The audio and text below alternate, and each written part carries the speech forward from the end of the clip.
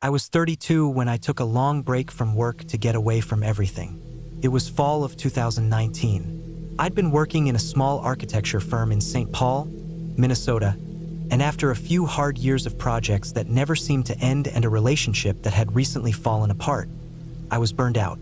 I needed silence, no phones, no traffic, no people, just open space and time to myself. So I rented a cabin through a small local service a friend recommended. It wasn't through a big site or anything like Airbnb. It was just a guy named Carl who had 3 private cabins he owned on a remote property deep in the northern woods of Minnesota, closer to the Canadian border. He gave me a map over email, showed where I should turn off the main road and follow a gravel trail for about 4 miles through the woods. Then, I'd see the 3 cabins spaced about a quarter mile apart. He said mine would be the third one, Cabin C. I was told the others weren't booked that week, so I'd have the whole area to myself. That sounded perfect. I left St. Paul early on a Thursday morning. I had all the basics packed: frozen food, water, flashlight, some firewood, matches, sleeping bag, 2 knives, and a handgun I kept in my glove box. I wasn't paranoid or anything. I just liked knowing I had something in case of animals. I wasn't expecting trouble from people. Not way out there. The weather was calm when I left. Clear skies around 55 degrees. It was supposed to drop into the 40s overnight up there. The leaves had already started turning. Bright reds, oranges, yellows, especially the farther north I drove. Felt like I was escaping the world. No one from work knew exactly where I'd gone. I didn't want them to. After 7 hours of driving, I reached the gravel trail just past a place called Kabetogama. Carl's hand-drawn map had clear enough instructions. Go slow, keep an eye out for a metal gate with red tape on one side, then follow the trail for 4 miles until I saw 3 cabins spread out along a wide bend in the woods near a lake. There was no cell service anymore, not even bars for texting. I remember thinking how peaceful that felt. I drove slowly down the gravel road, tires crunching over old pine needles and fallen leaves. Thick forest pressed in from both sides. Dense pines and bare birch trees, their white bark glowing in the sun. After about 3 miles, I passed Cabin A, an old log structure with a green tin roof, windows dark, nobody home. Half a mile later was Cabin B, a little larger, newer windows, but still empty. Then finally Cabin C. It was tucked back a bit farther from the road than the other 2. It had a small dock extending onto a quiet lake. The water was dark and still, rimmed with reeds. The cabin was exactly what I wanted: simple, single-room structure with a small wood stove, a cot, a table, and some shelves. Carl had left a few supplies in there. Some canned food, extra candles, an axe, and 2 jugs of clean water. There was a solar-powered light near the door and a chemical toilet out back. I unpacked, chopped a little wood to keep warm later, and settled in for the evening. That night, I lit the wood stove, made a can of chili on the portable propane burner I brought, and sat outside on the little porch while the light faded off the lake. The air was cold but calm. There were no bugs, no voices, no traffic. Just loons calling somewhere far down the water and the occasional rustle of squirrels moving through the trees. I stayed out there until it was too cold to sit still, then locked the door and went to sleep. That first night was peaceful. I slept better than I had in weeks. The next morning, I woke up around 7. There were faint frost patterns on the inside of the windows. I boiled water for instant coffee and walked down to the dock. The lake was like glass. I sat there for a while watching mist lift off the water. It was one of those moments where everything feels right. I spent most of the day walking the perimeter of the area around the cabin, getting a sense of the land. There was a rough trail leading deeper into the woods, probably made by deer. I followed it for a while and found a small clearing with a ring of rocks that looked like it had once been used for a fire pit. A rusted-out folding chair was leaning against a tree nearby. I didn't think much of it. People camp in the woods all the time. On the way back, I checked out Cabin B. I didn't go inside, but I walked up to the front porch and peeked through the window. It looked abandoned. The inside was dark, dusty, the furniture covered in sheets. Same with Cabin A. I was glad the other 2 were empty. I wanted to be alone. But that night, something strange happened. It was just after midnight. I'd gone to bed around 10 p.m. and had been sleeping soundly when I woke up suddenly. I wasn't sure why. There was no loud sound, no nightmare. I just opened my eyes in the dark and felt off. I sat up and listened. The stove was still warm. The wind had picked up outside, and I could hear it moving through the trees, but underneath that, something else. Footsteps, not heavy stomps, just light crunching of leaves and pine needles. Slow, deliberate, coming from behind the cabin, near the toilet shed. I stayed perfectly still, holding my breath. The steps stopped. Then I heard them again, closer now. Soft movements around the side of the cabin. Whoever it was, if it was a person, they weren't using a flashlight. It was pitch black out there. I quietly reached down and unzipped the bag near my cot. My hand found the cold steel of the handgun. I didn't take it out yet. I just waited, sitting still, listening. The steps circled around to the front of the cabin. I could see shadows shift outside the window, just movement, like someone passing close to the porch. Then the footsteps faded, back around the side, then silence. I waited another 10 minutes. Nothing. Eventually, I laid back down, still holding the gun close to my chest. I didn't sleep much the rest of the night. The next morning, I stepped out slowly, checking for tracks. The ground was covered in damp leaves and pine needles. I walked around the cabin but saw nothing clear, just a few faint indentations in the dirt behind the shed, but nothing I could be sure about. Could have been mine from the day before. Still, something didn't sit right. I told myself it could have been a deer, maybe a bear, but I'd heard the rhythm of the steps. It had sounded like a person, calm, on 2 feet, walking slow. That afternoon, I decided to walk back down to Cabin B. Maybe someone was there now, and I just hadn't seen them. But when I got there, it was still empty, still dusty inside. I walked around the side and saw the propane tank was rusted over. No signs of use. I checked Cabin A again. Same thing. So if someone had walked around my cabin last night, they weren't staying in either of the others. I kept a knife on me the rest of the day. That night, I set a few simple traps. Nothing fancy, just a couple lines of fishing string tied low between trees behind the cabin that would snap if someone walked through. I also hung my keys on a metal cup on the front door handle. If anyone touched it, I'd hear it. That night, I kept the gun next to me. At 2:43 a.m., I woke again. No noise this time, just the same strange feeling, like I was being watched. Then I heard it. The cup on the doorknob rattled. I sat up instantly. My heart was pounding so hard I could barely hear anything else. I slid the gun out of the bag quietly and pointed it toward the door. I waited. Something moved outside. I heard slow breathing, just outside the door. Then the handle turned again, then let go. The cup rattled once more. Then silence. I waited at least 15 minutes, gun still up, heart racing, barely blinking. Eventually, I got up, stepped slowly to the window, and peeked out through the side. Nothing. It was too dark to see much. The first light, I went out. One of the fishing lines had snapped. I followed the trail where it had broken. About 20 feet back, there were fresh boot prints in the soft dirt, leading away into the woods. Definitely a person. I followed the tracks slowly. They went in the direction of Cabin A, but halfway there, they veered into the forest, off trail. I followed them for another 100 yards. Then they just stopped. No return prints, just stopped. It didn't make sense. Unless someone was walking backward in their own tracks, which I'd heard hunters do, it wasn't normal. It felt planned. I walked back slowly, constantly turning around to check behind me. That was my last night in the cabin. I packed up everything by noon. Before I left, I went back to Cabin A again, this time stepping onto the porch to knock on the door. Creaked open. The inside smelled like old wood and dust. I stepped in slowly. It was one room like mine, but with 2 chairs, a bed, and an old coat rack. There was dust on everything except the chair by the window. The dust there had been disturbed. I walked over and looked down. Under the chair, behind a small curtain, was a trail mix bag, recently opened.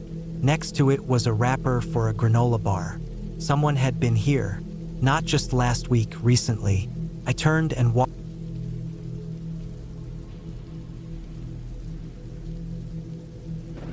I was 37 when I decided I needed time away. I'd gone through a breakup that left me drained in every way, emotionally, mentally, even physically. I was tired of seeing the same streets in Denver, tired of sitting in traffic, tired of staring at my phone. So I took 2 weeks off from work and looked for somewhere quiet and away from people. I found a small rental cabin deep in the San Juan Mountains in southwestern Colorado. It was listed on some obscure vacation rental site. The photos looked decent. The place wasn't fancy. It had 1 bedroom, a wood-burning stove, a simple kitchen, and a porch that overlooked the forest. The price was cheap, cheaper than it should have been. The listing said the cabin was accessible by a gravel road, about 5 miles off a back highway. I didn't think much of that at the time. I packed everything I thought I'd need. Enough food for 2 weeks, clothes for all kinds of weather, a sleeping bag even though the bed looked okay, my hatchet, an old .38 revolver I kept for emergencies, and some books. I filled the tank of my truck, left early on a Thursday in late September 2023, and made the 6-hour drive west. By the time I left the highway and started down the gravel road that led to the cabin, the sun had started dipping behind the ridges. It was one of those high-altitude evenings where the light fades quick and the air drops 10 degrees in an hour. The road was rough, narrow, full of potholes and tight turns. Pines and spruce trees closed in on both sides. I didn't pass a single other car or structure. The deeper I drove, the more cut off I felt. But I liked it. That's what I came for. When I finally reached the cabin, I had to put the truck into 4-wheel drive to get up the last slope. The place sat on a slight rise overlooking a shallow valley. There was a narrow trail leading downhill into the trees, barely more than a game path. I couldn't see the bottom. The listing hadn't mentioned that trail. There were no other houses or cabins in sight. I parked, grabbed my bags, and unlocked the front door using the code the owner had sent me. Inside, the place was cold but clean. The floor creaked under my boots. There was a faint musty smell, but it wasn't bad. The wood stove was in the corner with a small stack of split logs beside it. A single window faced west, giving a view of trees and the edge of the slope.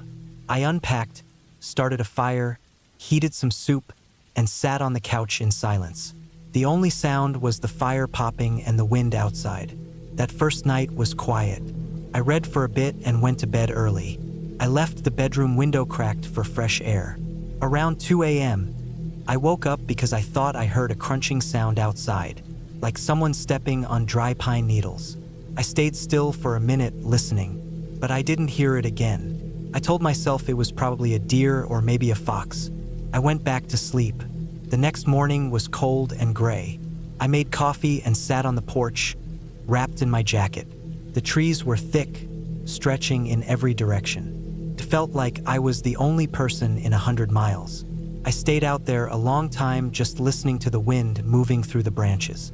That day I didn't do much. Just read, walked a little near the cabin, and made dinner. I didn't go down the trail. I figured I'd explore it later in the week. I wanted to just settle in first. The second night was colder. I built the fire higher. Just after midnight, I heard the sound again, that crunching outside. This time it was louder, and I was fully awake. I got up and went to the window, standing off to the side. I didn't want to backlight myself against the glass. I stayed there for 5 minutes, just listening. I couldn't see anything, but I felt a pressure in my chest, like my body knew something wasn't right. After a while, the sound stopped. I waited longer, then finally went back to bed. The next morning, I looked around the cabin. There were no footprints, no marks. The ground was packed pine needles, so I guess it made sense. I tried to shake it off. That afternoon, I walked down the trail. It dropped fast, winding through the trees. I went about 100 yards before I saw something strange. A rusty can hanging from a branch about 7 feet up. It was old and full of bullet holes. There were a few more like it scattered nearby, stuck on branches or nailed to trees, like someone had been using them for target practice. The deeper I went, the more of them I saw. Some were recent, others looked like they'd been there for years. Then I noticed something else, boot prints. Faint, but definitely human. Not mine. They led down the trail and disappeared into the brush. I didn't follow. I turned around and walked back to the cabin, slower than before. My stomach felt tight. That night, I didn't sleep much. Around 3 a.m., I heard something knock against the wall outside the bedroom. Just once. A single thud. Not loud, but it froze me in place. I reached for the revolver in the drawer beside the bed and sat up slowly, holding my breath. I waited for 10 minutes. Nothing happened. I didn't get up to check. I just sat there with the revolver in my lap until it got light out. When the sun came up, I finally went outside. I looked at the wall where I heard the knock. Nothing. No marks, no dents. I walked around the cabin. Still no tracks. I thought about leaving that day, packing up and driving back. But something in me didn't want to back down. I told myself it was probably just my nerves. Maybe I was too used to city noise, and the silence was playing tricks on me. By the 5th night, I was jumpy all the time. I barely slept. Every noise felt like a threat. I kept the revolver near me constantly. I'd moved the couch so I could sit facing the door, and I stacked a few empty cans by the window so I'd hear if anyone came close. That night, something knocked on the window. Just once. Not loud, not frantic. Just one knock. My heart pounded so hard I thought I might black out. I sat completely still, holding the revolver in both hands. I didn't move for almost 20 minutes. When I finally got up enough courage to peek out the window, there was nothing there. The next day, I saw movement down the hill. Just a flicker through the trees. Figure, maybe. Couldn't tell. It disappeared before I could focus. But I knew someone had been there. That afternoon, I hiked halfway down the trail and saw something new. A pile of small stones stacked in a circle. In the center was the skull of a deer, picked clean. That was it. I decided I was leaving the next morning. But I didn't get that chance. That night, my 6th, I woke up to a sound I hadn't heard before. A dragging sound, like something heavy being pulled across the porch. Then a soft creak, the front step. Then silence. My body was stiff with fear. I had the revolver, but I didn't move. Couldn't. I just lay there, barely breathing, staring at the ceiling. Then I heard the door handle jiggle. Slow, careful, like someone testing it. The lock held. More silence. Then the sound of something walking away, crunching on the path, down the hill. I stayed frozen until daylight. When I finally went outside, I found a long smear on the porch. Something had been dragged. Not blood, just dirt. And in the dirt, boot prints. Fresh ones. Full tread, deep, clear. They came from the trail and returned the same way.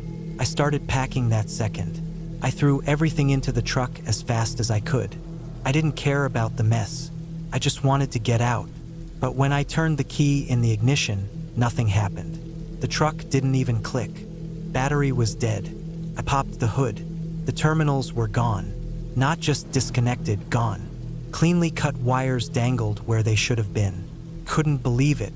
I stood there in shock for a full minute. Then I grabbed my pack, my revolver, and started walking. I had no cell signal, and I knew the gravel road was 5 miles uphill. I moved fast, adrenaline burning through my legs. About halfway up the road, I saw a man standing in the trees. Just standing, watching. He was far enough away that I couldn't make out his face, but close enough that he knew I saw him. He didn't move. I didn't stop. I just kept walking. My heart was pounding so hard it hurt. I didn't run. I didn't want to trigger a chase. I just walked, fast and steady. I reached the highway 2 hours later. A car passed after 15 minutes, and I flagged it down. The driver, a woman in her 60s, let me use her phone. I called the sheriff. They picked me up an hour later. When they went back with me to the cabin the next day, everything was gone. No footprints, no drag marks. The cans were gone. Even the trail looked overgrown, like no one had used it in years. But the truck was still there, hood still open, terminals still cut. The deputies looked around but didn't find anything. They chalked it up to local weirdos or meth heads, told me not to come back. I didn't argue. I never found out who that man was, or what he wanted, or how long he'd been watching me. But someone was living down that hill. Someone who didn't want me there. And they made sure I got the message. I haven't been to the mountains.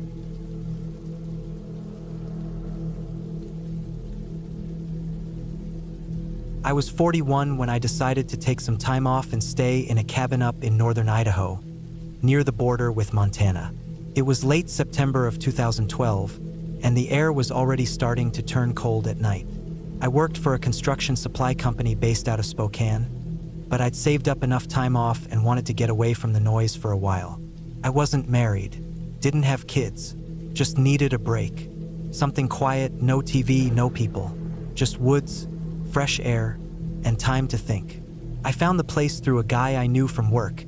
His uncle had a small off-grid cabin about 10 miles outside of a tiny town called Avery. The place was built in the early 90s and didn't have much. No electricity except for a small solar setup that powered a few dim lights and a mini fridge, no phone signal, and no internet. It had a wood stove, a gas range, a bed, and a screened-in porch. That was enough for me. I drove up early on a Thursday morning in my old Chevy Tahoe, packed with food, warm clothes, water jugs, and a rifle just in case a bear or something wandered close. I wasn't expecting trouble, but I always packed it for long trips into the woods. The last 7 miles to the cabin were dirt road, twisting up into the forest with no signs, just a narrow cut between tall pine trees and the occasional half-rotted fence post. The whole area used to be logging country back in the day, but most of the logging roads were overgrown or gone. The cabin sat in a clearing about 50 yards off a long gravel driveway. The trees around it were tall and dense, and the driveway was easy to miss if you weren't looking for it. The first time I passed it, I had to back up a quarter mile and turn in. The gravel was old, full of potholes, and grass had started growing up through it in the middle. The cabin itself looked like it hadn't been used in a while, but it was clean. Someone had stopped by recently to sweep it out and stock a few basics. Cans of soup, matches, propane. I unpacked slowly, setting my stuff on the old wooden table and checking out the rest of the place. There was one bedroom, a bathroom with a composting toilet, and a shed out back for firewood. I spent that first day just settling in. I didn't do much except walk around the edge of the clearing, chop a few logs for the wood stove, and sit on the porch with a cup of coffee, listening to the wind through the trees. At night, the forest got unbelievably quiet. No highway noise, no planes overhead, no distant dogs. Just the wind, and once in a while, the sound of a branch falling or a rustle in the leaves that might have been a deer or raccoon. That kind of silence takes some getting used to. My ears kept straining to pick up something, anything, but it was just empty. The next few days went by slowly. I hiked a little, fished in a nearby creek, and read old paperbacks I brought from home. I stayed off my phone except to check it now and then for signal, which never showed more than a single bar if anything at all. I slept long, deep hours. I stopped keeping track of time. The stress I'd been feeling for months started to fade. But on the 5th day, something changed. It was a Monday. I woke up early because I thought I heard tires on gravel. That sound is specific, the crunch of weight rolling slowly over loose rock. At first, I thought it was in my dream, but I sat up and listened. The cabin walls were thin, and I'd left the windows open for air. It was still dark, just before dawn. I didn't hear the sound again for a while, and I figured I imagined it. Probably a dream or an animal walking through the driveway. I went outside with my coffee, sat on the porch like I always did, and looked toward the trees at the end of the driveway. Nothing looked different. No tracks, no lights, no sounds. But something felt off. It was like the woods were too quiet. Not in a peaceful way, more like a held breath. I shook it off, told myself I was being paranoid, and got on with my day. That afternoon, I went for a long walk. There was an old ATV trail past the shed that wound uphill and eventually overlooked the valley below. I followed it for an hour or so, not really paying attention to time. On the way back, I noticed something odd on the edge of the trail. A footprint, just one, in a patch of mud where water had collected. It was fresh, maybe from the last day or so, but not mine. I was wearing heavy-soled hiking boots, and this one looked like a light trail runner. Narrow, with a sharp heel print and no tread pattern I recognized. It wasn't proof of anything, People hike these woods, even if not often. Maybe someone else had a cabin nearby or was just passing through. But something about seeing that print made my skin prickle. It was the shape, maybe, or just the fact that I hadn't seen a single person since I got there, and I was 10 miles from the nearest paved road. That night, I couldn't sleep well. I kept thinking about that footprint. Around 2:30 in the morning, I sat up and stoked the wood stove. I went out to the porch in my socks and listened. Nothing. No breeze, no animals. The moon was out, casting pale light across the clearing. That was when I noticed something strange. The gravel on the driveway had been disturbed. From where I stood on the porch, I could just make out a faint tire track. Not deep, but visible in the moonlight. The strange part was that it came in from the road and stopped halfway up the drive. It didn't go all the way to the cabin. It ended maybe 20 yards from the tree line, right where the forest started to thin. No marks showed it had turned around, backed up, or anything. It just stopped. I got my flashlight and walked down toward it. Up close, I saw more detail. The tire tracks were narrow, like from a small car or maybe a compact truck. There were two distinct sets of prints near them. One set that looked like boots, one set that looked like sneakers. The boot prints led toward the cabin but disappeared halfway up the driveway, like whoever it was had stepped off into the grass. The other set, smaller, lighter, went around to the side, then vanished too. I walked the perimeter of the clearing, checking for more tracks, but everything just blended into grass or pine needles. No trash, no signs of camping, no sign that a vehicle had left. I walked back inside and locked the door. My heart was racing. I kept telling myself someone just came to check the property. Maybe the owner sent someone. Maybe a hunter got lost. There were a dozen reasons not to panic. But I didn't sleep the rest of the night. The next morning, I saw that the track marks had faded a little. I tried to convince myself they'd been there before and I just hadn't noticed. I spent the whole day trying to distract myself, but I couldn't shake the feeling that someone had walked right up to the cabin while I slept. No knocks, no calls, just silent, careful movement. By sunset, I was tired but wired. I didn't want to stay another night, but I also didn't want to drive those winding roads in the dark. I made a plan: leave early next morning, first light, head back to Spokane. I packed up everything except what I needed for the night. I loaded most of it into the Tahoe. That night, just after midnight, I woke up to the sound of gravel again. This time, I knew I wasn't dreaming. I didn't move. I lay in the bed with my eyes open, listening. The window near the bed was cracked open, and I could hear the slow crunch of footsteps. Not a vehicle, not an animal. Someone walking up the driveway, carefully, slowly. The steps stopped. I waited. My heart was pounding so hard I thought it would give me away. I slid out of bed as quietly as I could and grabbed the rifle from where it leaned by the dresser. I crouched near the window and peeked through the curtain. The porch was empty, but then I saw it. A figure standing at the edge of the clearing, just beyond the reach of moonlight. Still, watching. I couldn't make out a face, but it was tall. Taller Danme. I held the rifle up but didn't point it. I just waited. The figure didn't move. It stood there for what felt like 10 minutes. Then, just like that, it turned and walked silently back into the woods. I didn't sleep after that. I sat in a chair with the rifle across my lap until dawn. As soon as the light came up, I threw the rest of my gear in the Tahoe and left. I didn't stop for coffee or food. I didn't look back. I didn't tell anyone until weeks later. When I got back home, I called the guy who set me up with the cabin. I told him what happened. He said his uncle hadn't been up there in over a year. No one should have been nearby. No neighbors for miles. A month later, police found an old, beat-up SUV in the woods a few miles from the cabin. It had been there for over a year. Inside, they found camping gear, empty food cans, and a journal. The last few entries were scattered and strange, talking about watching the lights and keeping away from the cabin when the man is inside. They never found the person who wrote it. I haven't been back since. I don't go into the deep woods alone anymore. Sometimes I still dream about that driveway, about the sound of gravel under slow feet and a figure just out of reach in the dark. I never saw a face. I don't want to. I think someone had been living in those woods long before I got there, maybe watching the cabin for years. I just happened to show up during one of the quiet stretches. I think they were used to it being empty. Maybe I surprised them, or maybe they were waiting. I don't know.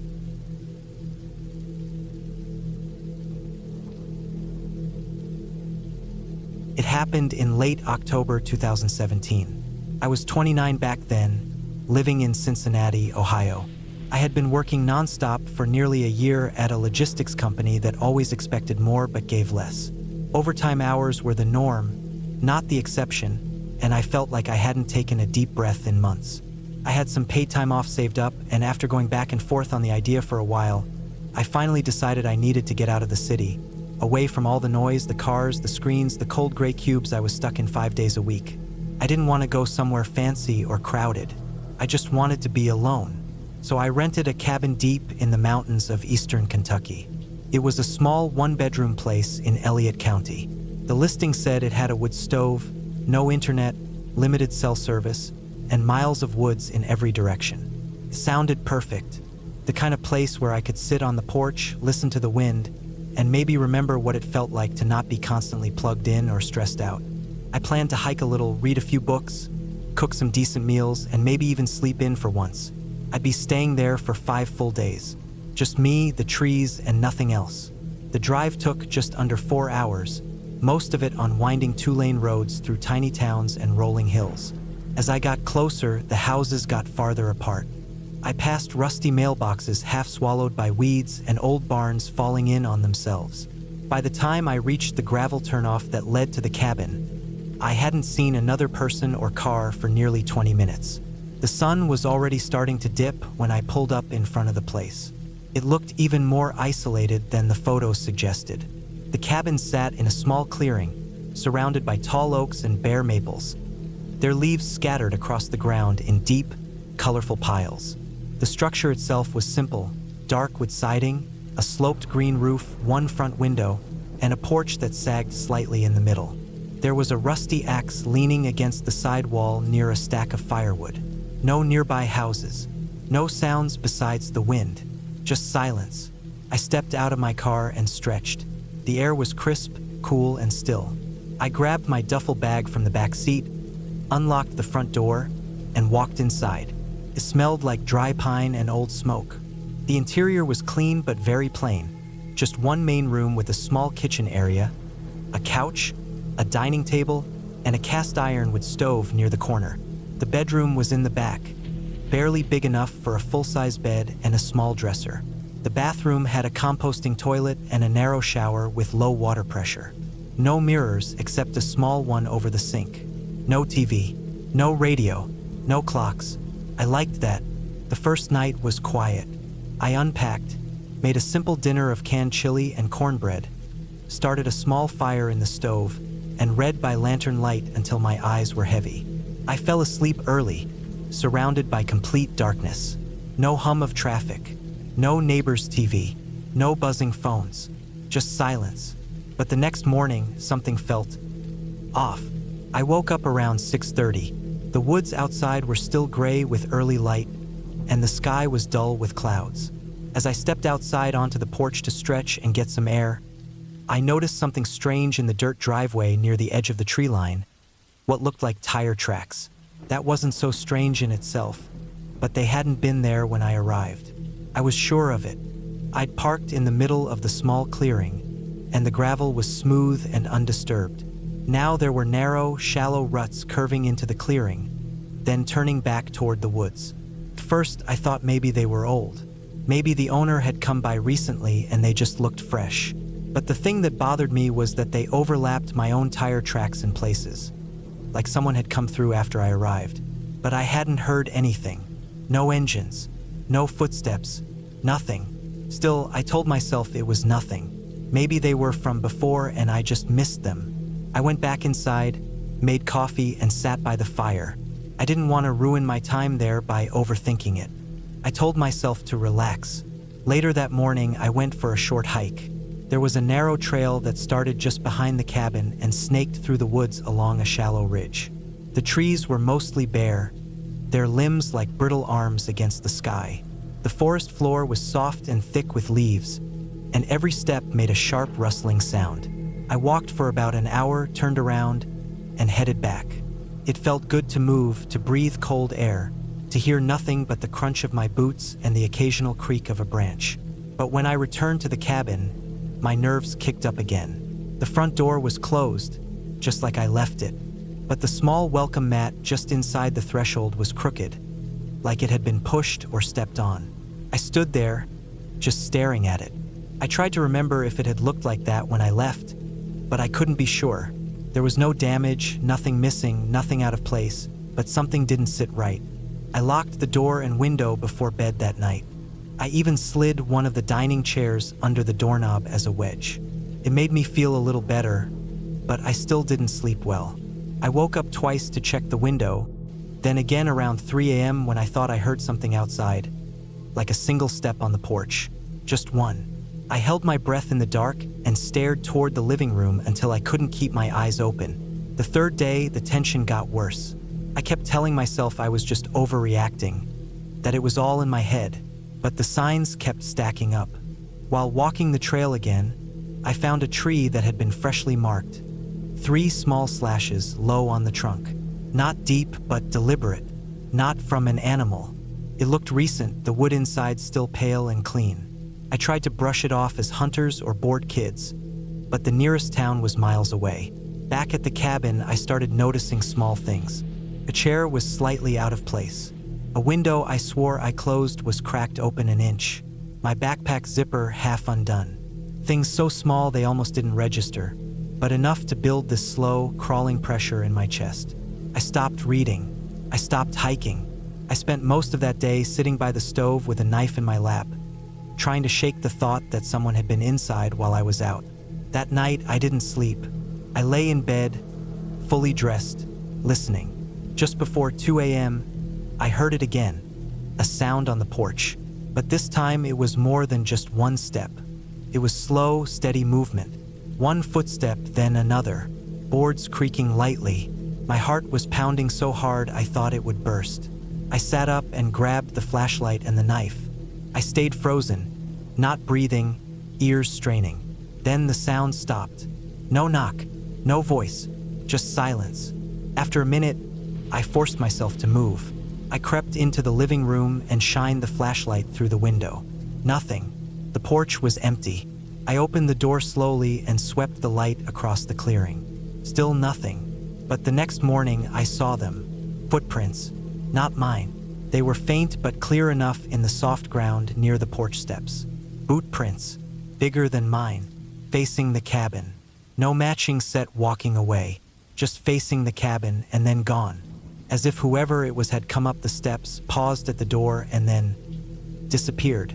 I checked all around the property. No other prints, no tire tracks, nothing. I should have left right then. I should have packed my things, gotten in my car, and driven straight back to Ohio. But I didn't.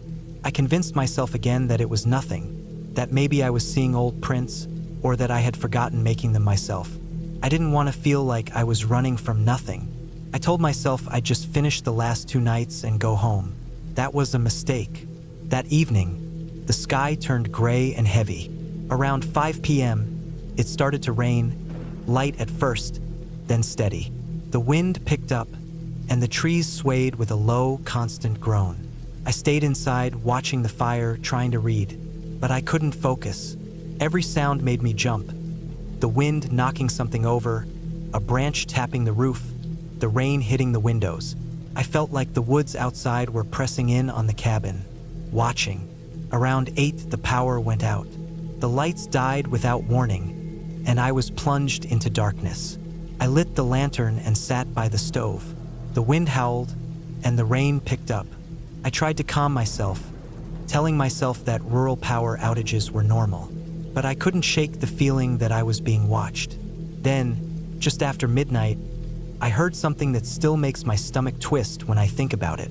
A knock, not loud, not urgent, just a knock. 3 soft taps on the back door. The one near the kitchen, the one that led out to the forest, the one I never used. I froze. The knock didn't come again. I sat in silence for what felt like hours, gripping the knife so tightly my hand went numb. I didn't move. I didn't breathe. I just waited. Eventually, I fell asleep sitting up in the chair. I left the next morning. I didn't shower. I didn't eat. I packed everything in a rush, tossed it into the back seat, and drove without looking back. I never told anyone what happened because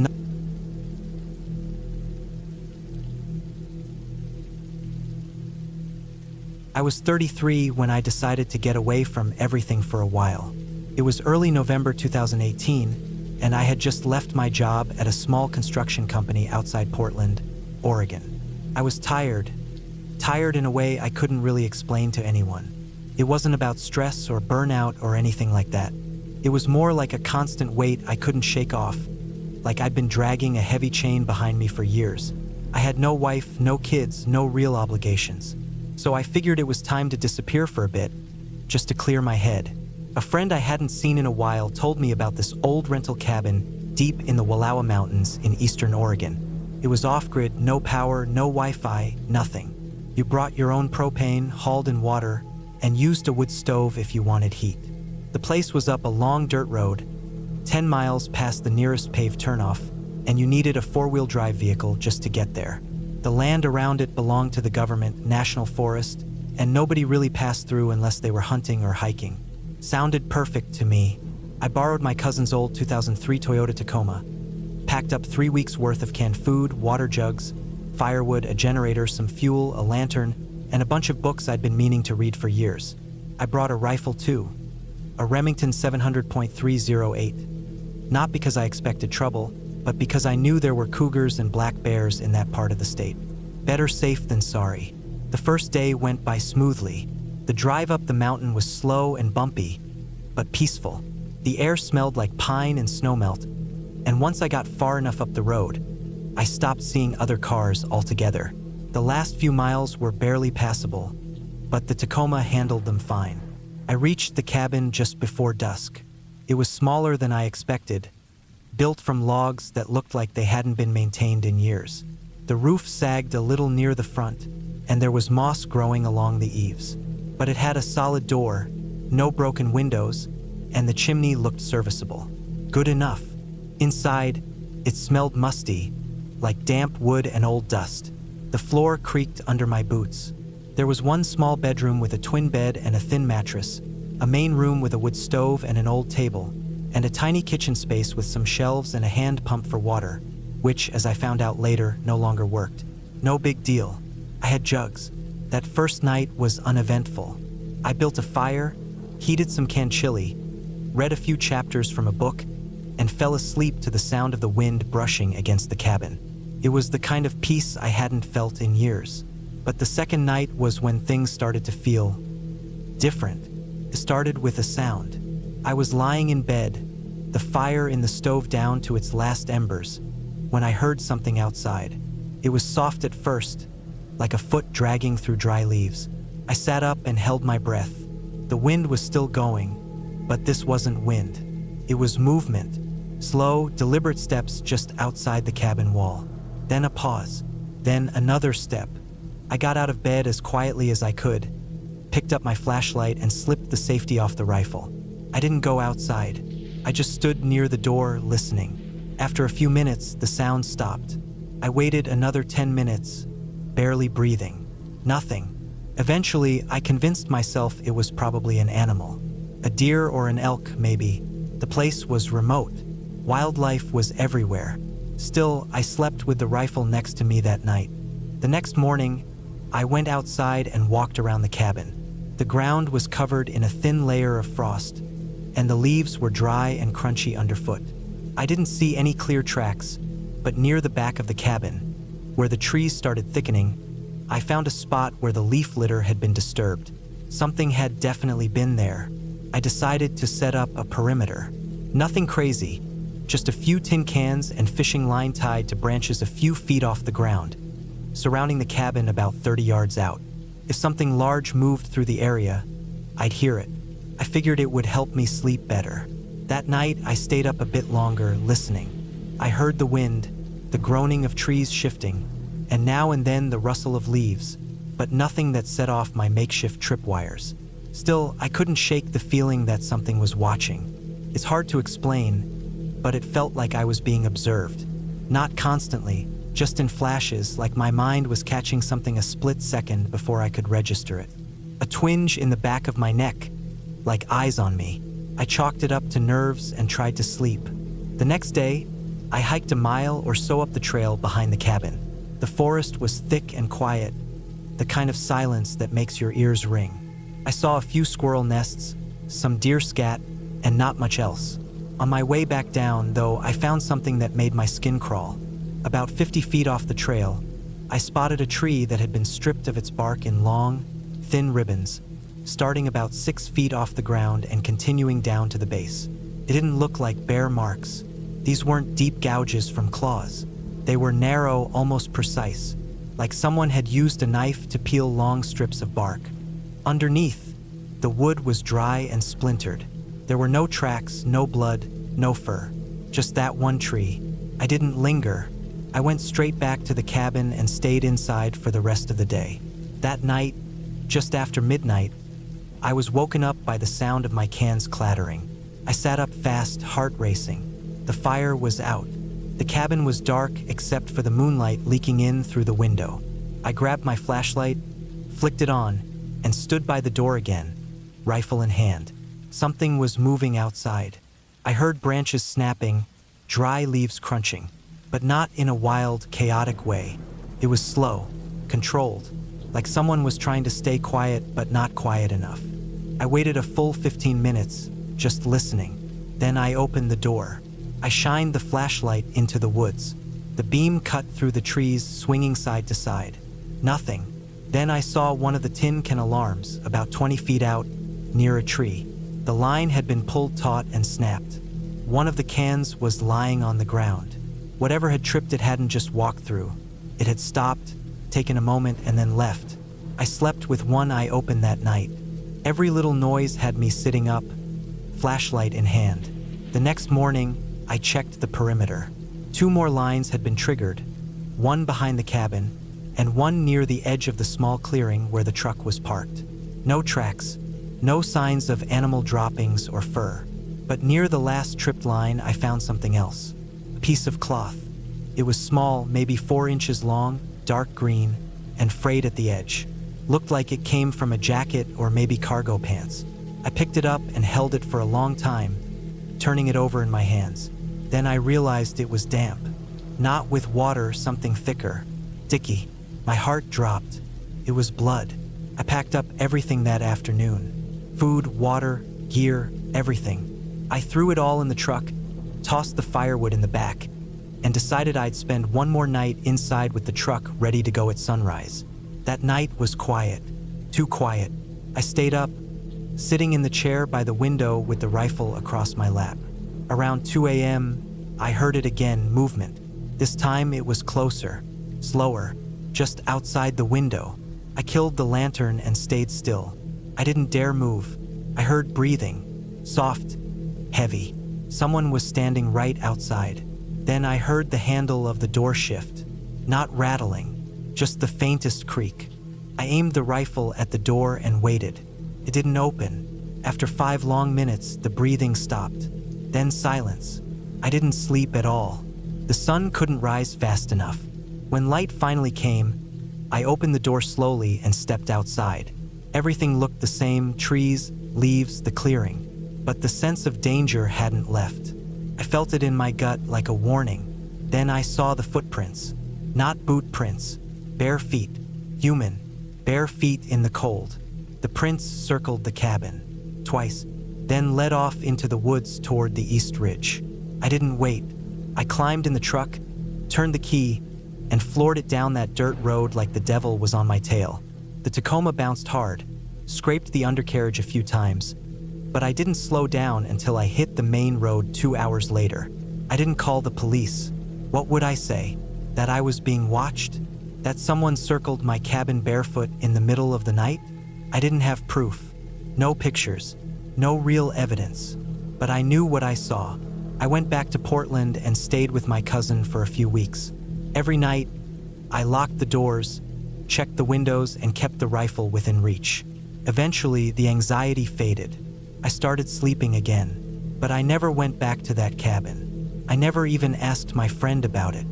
A few months later, I read a story online. A hiker had gone missing in the Wallowas, about 10 miles from where I'd stayed. No signs, no body, just disappeared. The only thing they found was his backpack and a small blood-stained scrap of fabric. Dark green. I haven't camped alone since. I won't. Whatever was out there that night.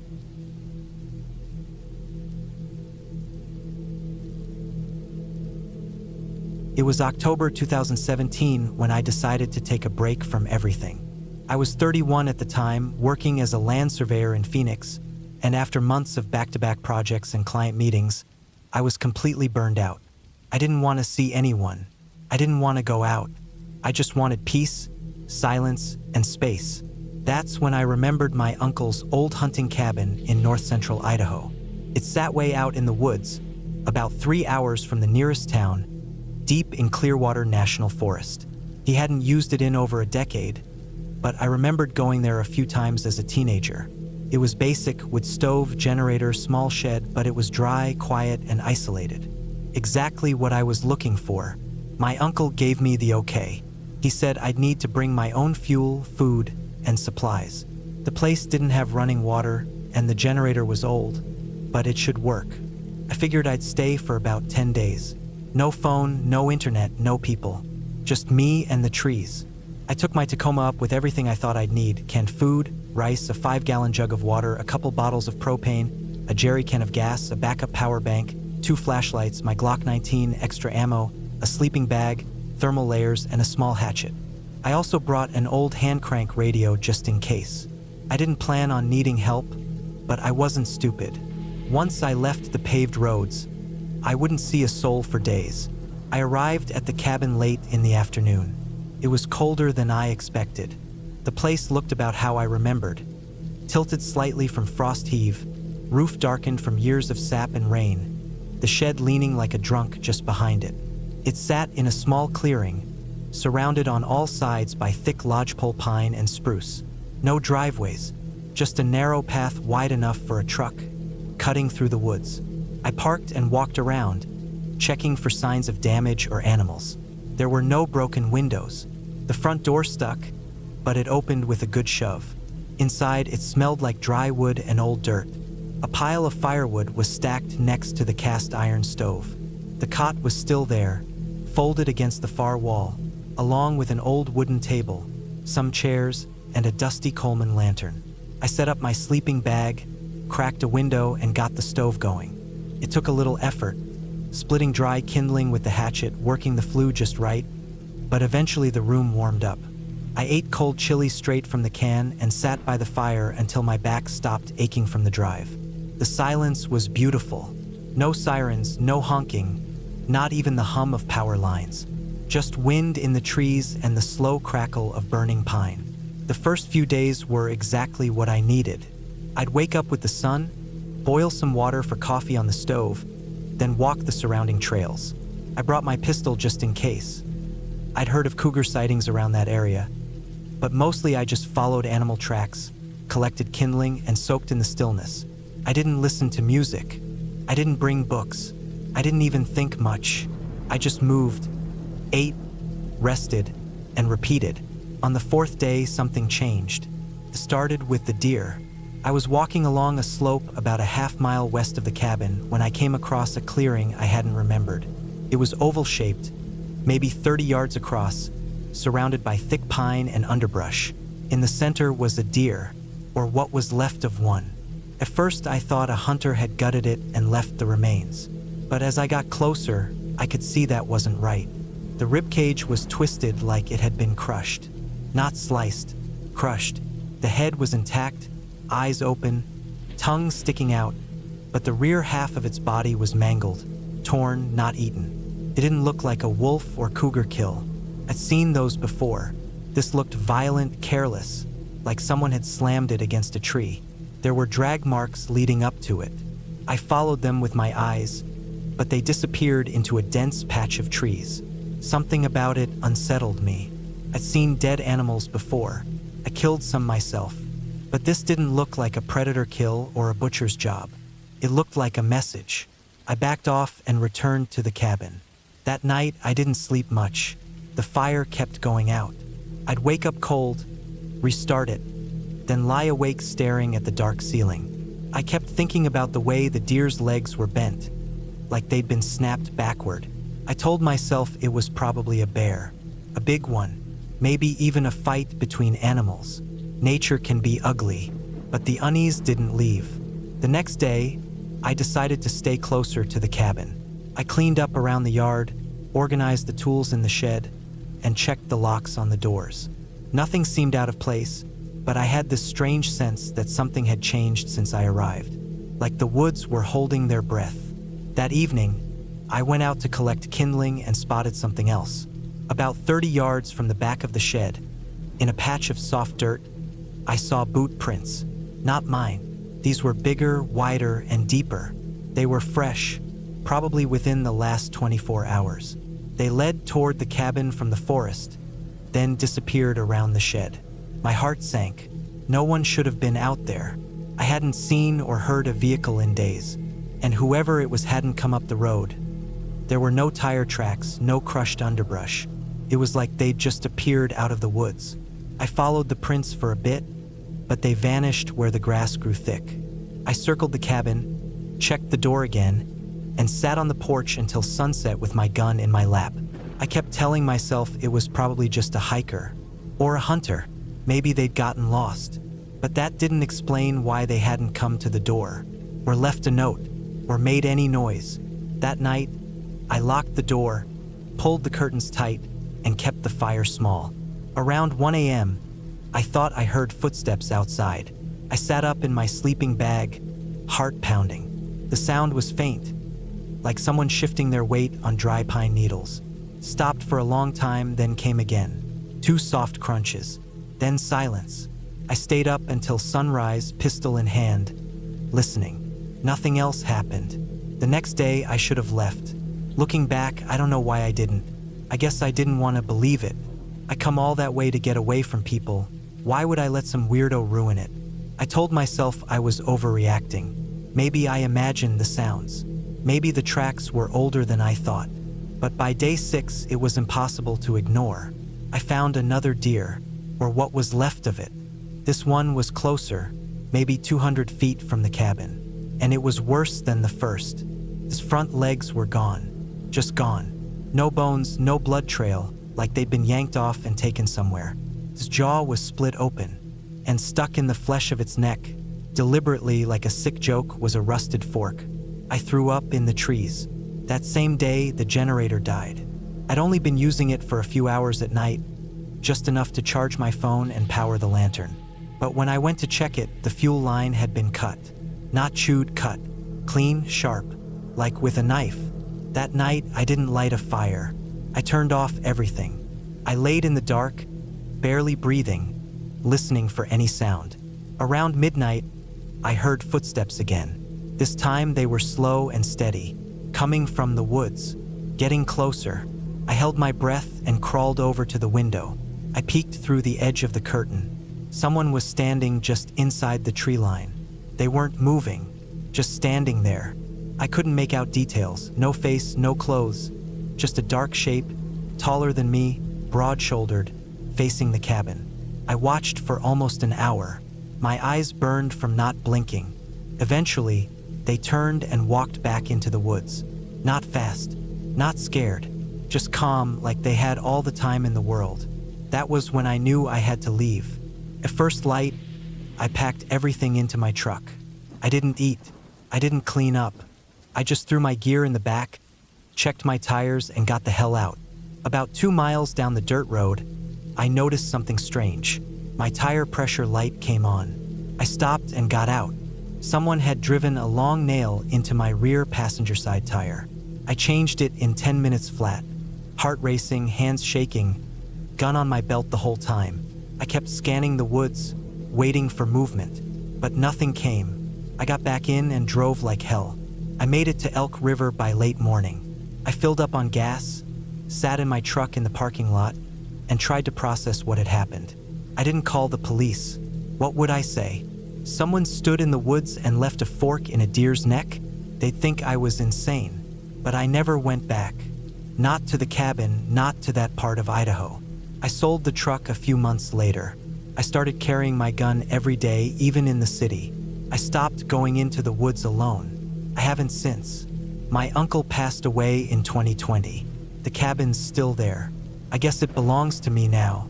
Sometimes I think about going back to tear it down, burn it to the ground so no one else ever ends up there. But I can't bring myself to do it. Whatever was out there, it wanted me to stay, and I'm not going.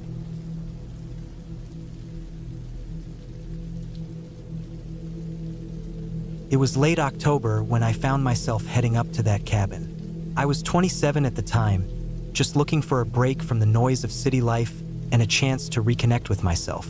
The place I had rented was tucked away in the Appalachian foothills, far enough that the nearest town was nearly an hour's drive away. I had no reason to think anything unusual would happen. It was supposed to be a quiet weekend. I had done the usual preparations for a solo trip. Packed a small bag, enough food and supplies to last me a few days, and my camera. I had just finished a job in the city and needed some time to unwind. The weather was perfect for it too. Cold, crisp air that you could feel in your lungs, with the colors of autumn painting the trees in reds and oranges. I couldn't have picked a better time of year to get away. The cabin was small, just a one-room structure with a fireplace, a small kitchen area, and a bed that looked old but comfortable. I pulled into the dirt driveway around noon, the tires crunching on the gravel. The place was remote, surrounded by dense forest on all sides. A small creek ran behind the cabin, and the sound of water gently flowing was soothing, almost like a lullaby. At first glance, the cabin seemed perfect, the kind of place you'd imagine in a movie. It looked like something you could escape to for solitude, a place where nothing could reach you. I pulled out my bag and walked inside, taking in the smell of old wood and the faint scent of pine. It was a comfortable, rustic smell. There was an old rocking chair near the fireplace, a stack of firewood in the corner, and a few framed photos on the walls that gave the place a homey feel. I set up my things and went out to explore the area. There were no neighbors for miles, just thick forest that stretched as far as the eye could see. The ground was soft and spongy from fallen leaves, and the trail beside the cabin led down toward the creek. I spent the rest of the afternoon walking the trail, taking photos of the autumn colors, and sitting by the creek, letting the sound of the water calm my mind. By the time I headed back to the cabin, it was dusk. I started a fire in the fireplace and cooked myself a simple dinner. There was something oddly comforting about being alone in a place like that. It felt like I could let go of everything for a little while. But as night fell, the stillness of the forest became more pronounced. The silence was unnerving in its own way. No distant hum of traffic, no airplane overhead, just the crackling of the fire and the wind rustling through the trees. I tried to distract myself with a book, but I couldn't shake the feeling that I wasn't entirely alone. It was a feeling I couldn't explain, like something was out there, just beyond the edge of my sight. I dismissed it as paranoia. I had spent plenty of time camping alone before, and the woods could play tricks on your mind, especially at night. I kept telling myself that it was just the isolation. I was tired too, tired from the long drive and the stress of the past few weeks. It was easy to get caught up in my own thoughts when there was no one around to talk to. But then, something happened. It was late, probably around 1 a.m. I was half asleep on the couch, the fire still crackling in the hearth. The cabin was completely dark except for the faint light of the embers. Suddenly, I heard a sound. It was a small noise at first, something like a twig snapping. Then another, and another. I froze. The noise was coming from outside, from the trees just beyond the cabin. I stood up, my heart racing. I walked cautiously to the window and peered out, but all I could see was the dark outline of trees swaying in the wind. I thought maybe it was just an animal, maybe a deer or a raccoon. It's common to hear small animals moving around at night in the woods. But then I heard it again, a louder crack, almost like something heavy was stepping on a branch. My first instinct was to lock the door, but I told myself that it was probably nothing. I didn't want to overreact. I sat back down on the couch, trying to calm myself, but the sounds outside continued. It was hard to ignore. It felt deliberate, like someone or something was trying to stay hidden, moving just out of sight. I wasn't sure how long I sat there, listening.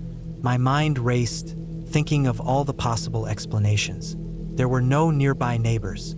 Could be someone else renting a cabin in the area. Maybe they were just out for a late-night walk. But even as I considered the possibilities, I couldn't shake the feeling that something wasn't right. After a while, the noises stopped. I convinced myself that I had imagined it. The cabin was quiet again, and I slowly drifted off to sleep. The next morning, I woke up feeling groggy and a little unsettled. I hadn't gotten much sleep, and the odd noises from the night before still weighed on my mind. I got up and opened the door to let in some fresh air. The morning sun was bright, and the forest looked peaceful. The world outside seemed completely normal, but something inside me still felt off. I went about my morning routine, making coffee and preparing breakfast. I figured I should get some more photos of the area while the weather was still clear. After I ate, I packed my camera bag and headed out into the woods again. I walked along the creek, listening to the birds and trying to shake off the unease that had crept up on me. That was when I found the footprints. They were small but unmistakable. Not animal tracks, but human, barefoot. The prints were clearly visible in the soft ground near the creek, and they led further into the woods, disappearing into the trees. My heart skipped a beat. I thought I was alone. No one else was supposed to be out here. I hesitated for a moment, looking back at the cabin. Felt stupid to go after the tracks, but curiosity got the better of me. I decided to follow them just to see where they led. Maybe it was someone else renting a cabin nearby. Maybe they were just out for a walk, the same as I had been. The tracks wound through the forest, staying close to the creek. They looked recent, the dirt still soft and undisturbed. I walked cautiously, my eyes scanning the woods around me. The air felt different now, colder, heavier. The silence seemed more oppressive, like the forest was holding its breath. After about 20 minutes, the tracks stopped abruptly at the base of a large tree. There was no sign of whoever had made them. I crouched down, examining the ground, but there was nothing unusual. No sign of struggle, no other footprints nearby. Just the same fresh marks leading to nowhere. I felt a chill crawl up my spine. I couldn't explain it. It didn't make sense. It was as if whoever had been out here had just vanished. I stayed for a few more minutes, but the unease was growing. Something didn't feel right about this place anymore. I turned and made my way back to the cabin, my footsteps quickening as I walked. When I got back, I locked the door behind me, double-checking that everything was secure. I decided I would leave early the next morning. Maybe it was just the isolation playing tricks on my mind, but I didn't want to risk staying another night. I spent the rest of the day inside, keeping to myself. The noises from the night before didn't return, but I couldn't shake the feeling that I was being watched. Every creak of the floorboards, every gust of wind outside seemed to set me on edge. That night, I decided to stay awake. I sat in the chair near the fireplace, watching the flames flicker and dance. The darkness outside felt different now, more oppressive.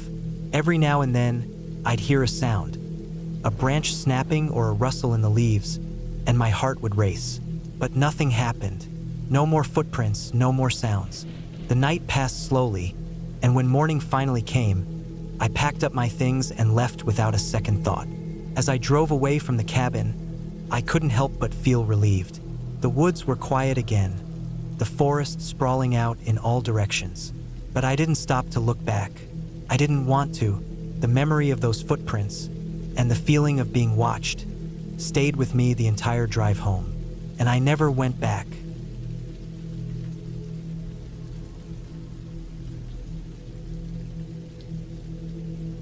The first time I heard about the cabin, I wasn't entirely sure what to expect. It was a small, rustic place, tucked away in the forests of West Virginia. My cousin Sarah had inherited it from an old family friend who had passed away. She offered it to me for a weekend getaway when I needed a break from work. I was in my late 20s at the time, with a demanding job in marketing, a never-ending stream of emails, and constant pressure to perform. My husband, Mark couldn't take time off, and the kids had a full schedule, so I decided it would be best to go alone. A chance to recharge, get away from the noise of daily life, and maybe clear my mind for a while. I had never been to that part of the country before. The drive itself was an experience. Long stretches of country roads with only the occasional farmhouse or small town store. The sun was setting when I arrived, casting an orange hue over the dense trees lining the road. I felt a sense of isolation that was both calming and a little unsettling. The cabin was exactly as Sarah had described. A small wooden structure with a porch nestled deep in the woods. There was a gravel driveway leading up to it, surrounded by tall pines. It looked like something straight out of an old picture book.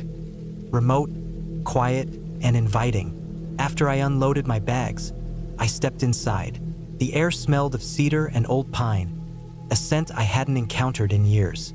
It had that musty charm of a place that hadn't been touched in a while but still held its warmth. The cabin was basic, a small kitchen, a cozy living area with an old wood-burning stove, and a loft with a bed. There were a couple of large windows that let in light during the day, and the view was stunning. Beyond the cabin, there was nothing but forest stretching for miles. The silence was unlike anything I had ever experienced, broken only by the occasional rustling of leaves or the distant call of birds. I didn't expect to feel lonely, but I did. As the evening wore on, I found myself glancing around the cabin more than I should have. Maybe it was because it was so far out of my element. In the city, I was always surrounded by people. Here, it was just me, the trees, and the sounds of the forest. At first, I tried to shake it off, telling myself it was just the unfamiliar surroundings. That night, as I sat by the fire in the living room, I tried to relax. I hadn't realized how tense I had become. The crackling wood in the stove was soothing, but the silence still felt oppressive. I tried to distract myself by reading a book, but my mind kept wandering. Every little noise outside, a twig snapping, the wind howling through the trees, made my stomach tighten. It wasn't fear exactly, but something else, like a warning I couldn't quite interpret. I brushed it off, telling myself it was just the unfamiliarity of the place. The night stretched on, and I eventually fell into an uneasy sleep on the couch. But it wasn't peaceful. I woke up suddenly, heart pounding. It was pitch dark, and for a moment, I had no idea where I was. The fire in the stove had burned out hours ago, leaving the cabin in complete silence. Then, it hit me. A strange feeling, a coldness that seemed to hang in the air. The kind of cold you feel when you're not sure if it's the temperature or something else. I sat up quickly, listening for any sounds. There was nothing, not even the usual night noises of crickets or rustling leaves. Just an eerie stillness that made my skin crawl. I glanced around the room, my eyes adjusting to the darkness. The only light came from the faint glow of the moon shining through the windows. Everything looked normal. The furniture was where it should be, the door to the loft closed. But something felt off. A strange weight in the air that made me uncomfortable. I didn't dare get up. I stayed there on the couch, staring into the dark corners of the cabin, trying to convince myself it was just my imagination. But the longer I sat there, the more I felt like something was watching me. The feeling passed, eventually, and I fell back into a restless sleep. But that night marked the beginning of something that I couldn't explain. The next morning, the sun was shining brightly through the windows, and I told myself it had all been a product of my overactive mind. I went about my day, preparing breakfast, taking walks around the property, and exploring the nearby forest. But as the sun began to set, I couldn't shake the uneasy feeling from the night before. Every rustle in the trees made my heart skip a beat, and when I went back inside, I locked the door behind me, something I hadn't felt the need to do earlier. As I sat down to eat my dinner, I noticed something strange. The kitchen window, which I had left closed when I arrived, was slightly ajar.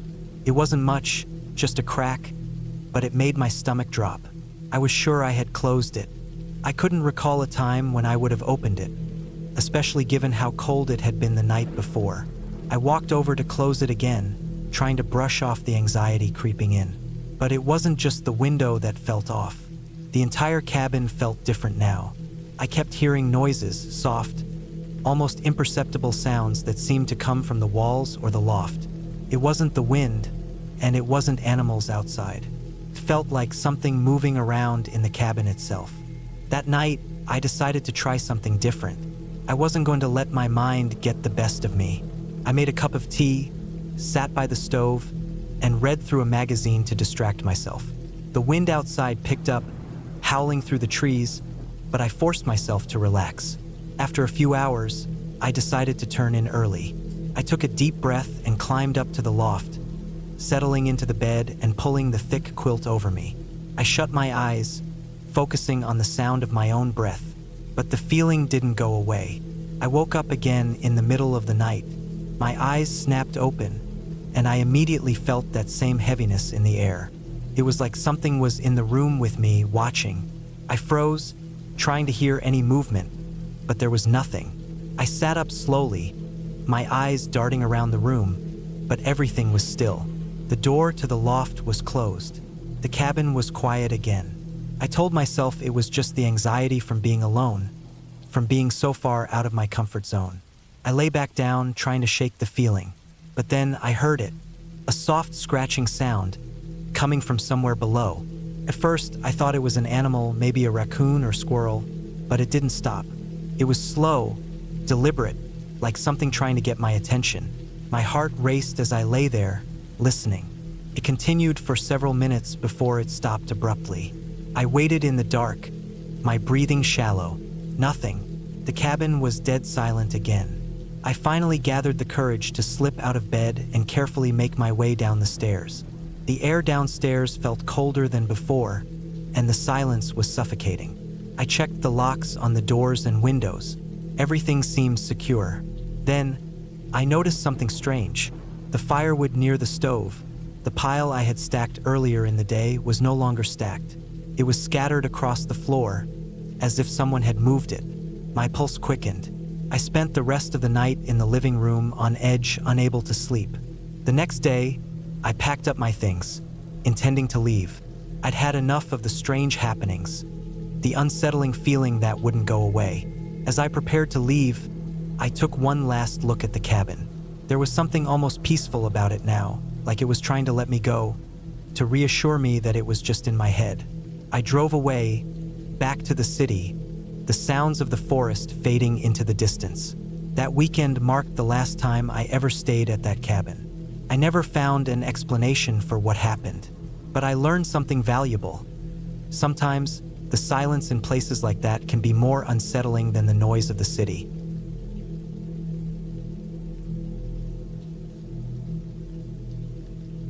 It was late October when I first drove up to the cabin. The air had already started to feel chilly, but it wasn't freezing yet. The trees were a mix of gold, orange, and red, their leaves fluttering in the wind as I made my way down the winding gravel road leading to the cabin. My car crunched over the rough, uneven surface, the sound echoing in the stillness of the woods. I had been looking forward to this trip for weeks, a weekend away from the noise of the city. I needed the peace, the silence, maybe even a bit of solitude. I didn't expect anything to go wrong. I just wanted a break. The cabin belonged to a friend of a friend, and after a few emails and a quick phone call, I was able to rent it for the weekend. It was isolated, off the beaten path, surrounded by thick woods with no neighbors in sight. I had the place to myself. When I finally reached the cabin, it looked like something out of a postcard. A small, 2-story wooden structure, with a wraparound porch and a chimney that puffed smoke into the crisp air. It looked old, but well-maintained. The front door creaked as I opened it, the wood groaning under my touch. Inside, it was just as rustic as the outside. The living room had a large stone fireplace, a worn leather couch, and a few mismatched chairs. A long wooden table sat in the center of the room, with a few chairs around it. The kitchen was small but functional, with all the basic amenities. The cabin had no electricity, but there was a gas-powered generator out back that provided power for the essentials: lights, refrigerator, and a small heater. I unpacked my things, grateful for the warmth of the cabin and the sense of isolation. I was alone. No one would bother me. It felt peaceful, even though the silence was almost oppressive at times. It was the kind of quiet you don't get in the city. Not the usual peaceful kind, but a heavy, thick silence that seemed to press in from all sides.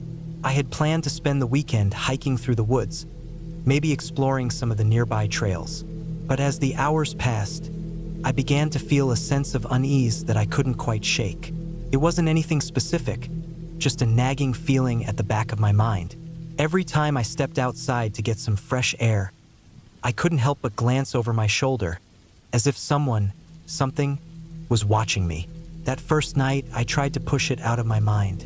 I built a fire in the fireplace, made myself some dinner, and sat on the couch with a book.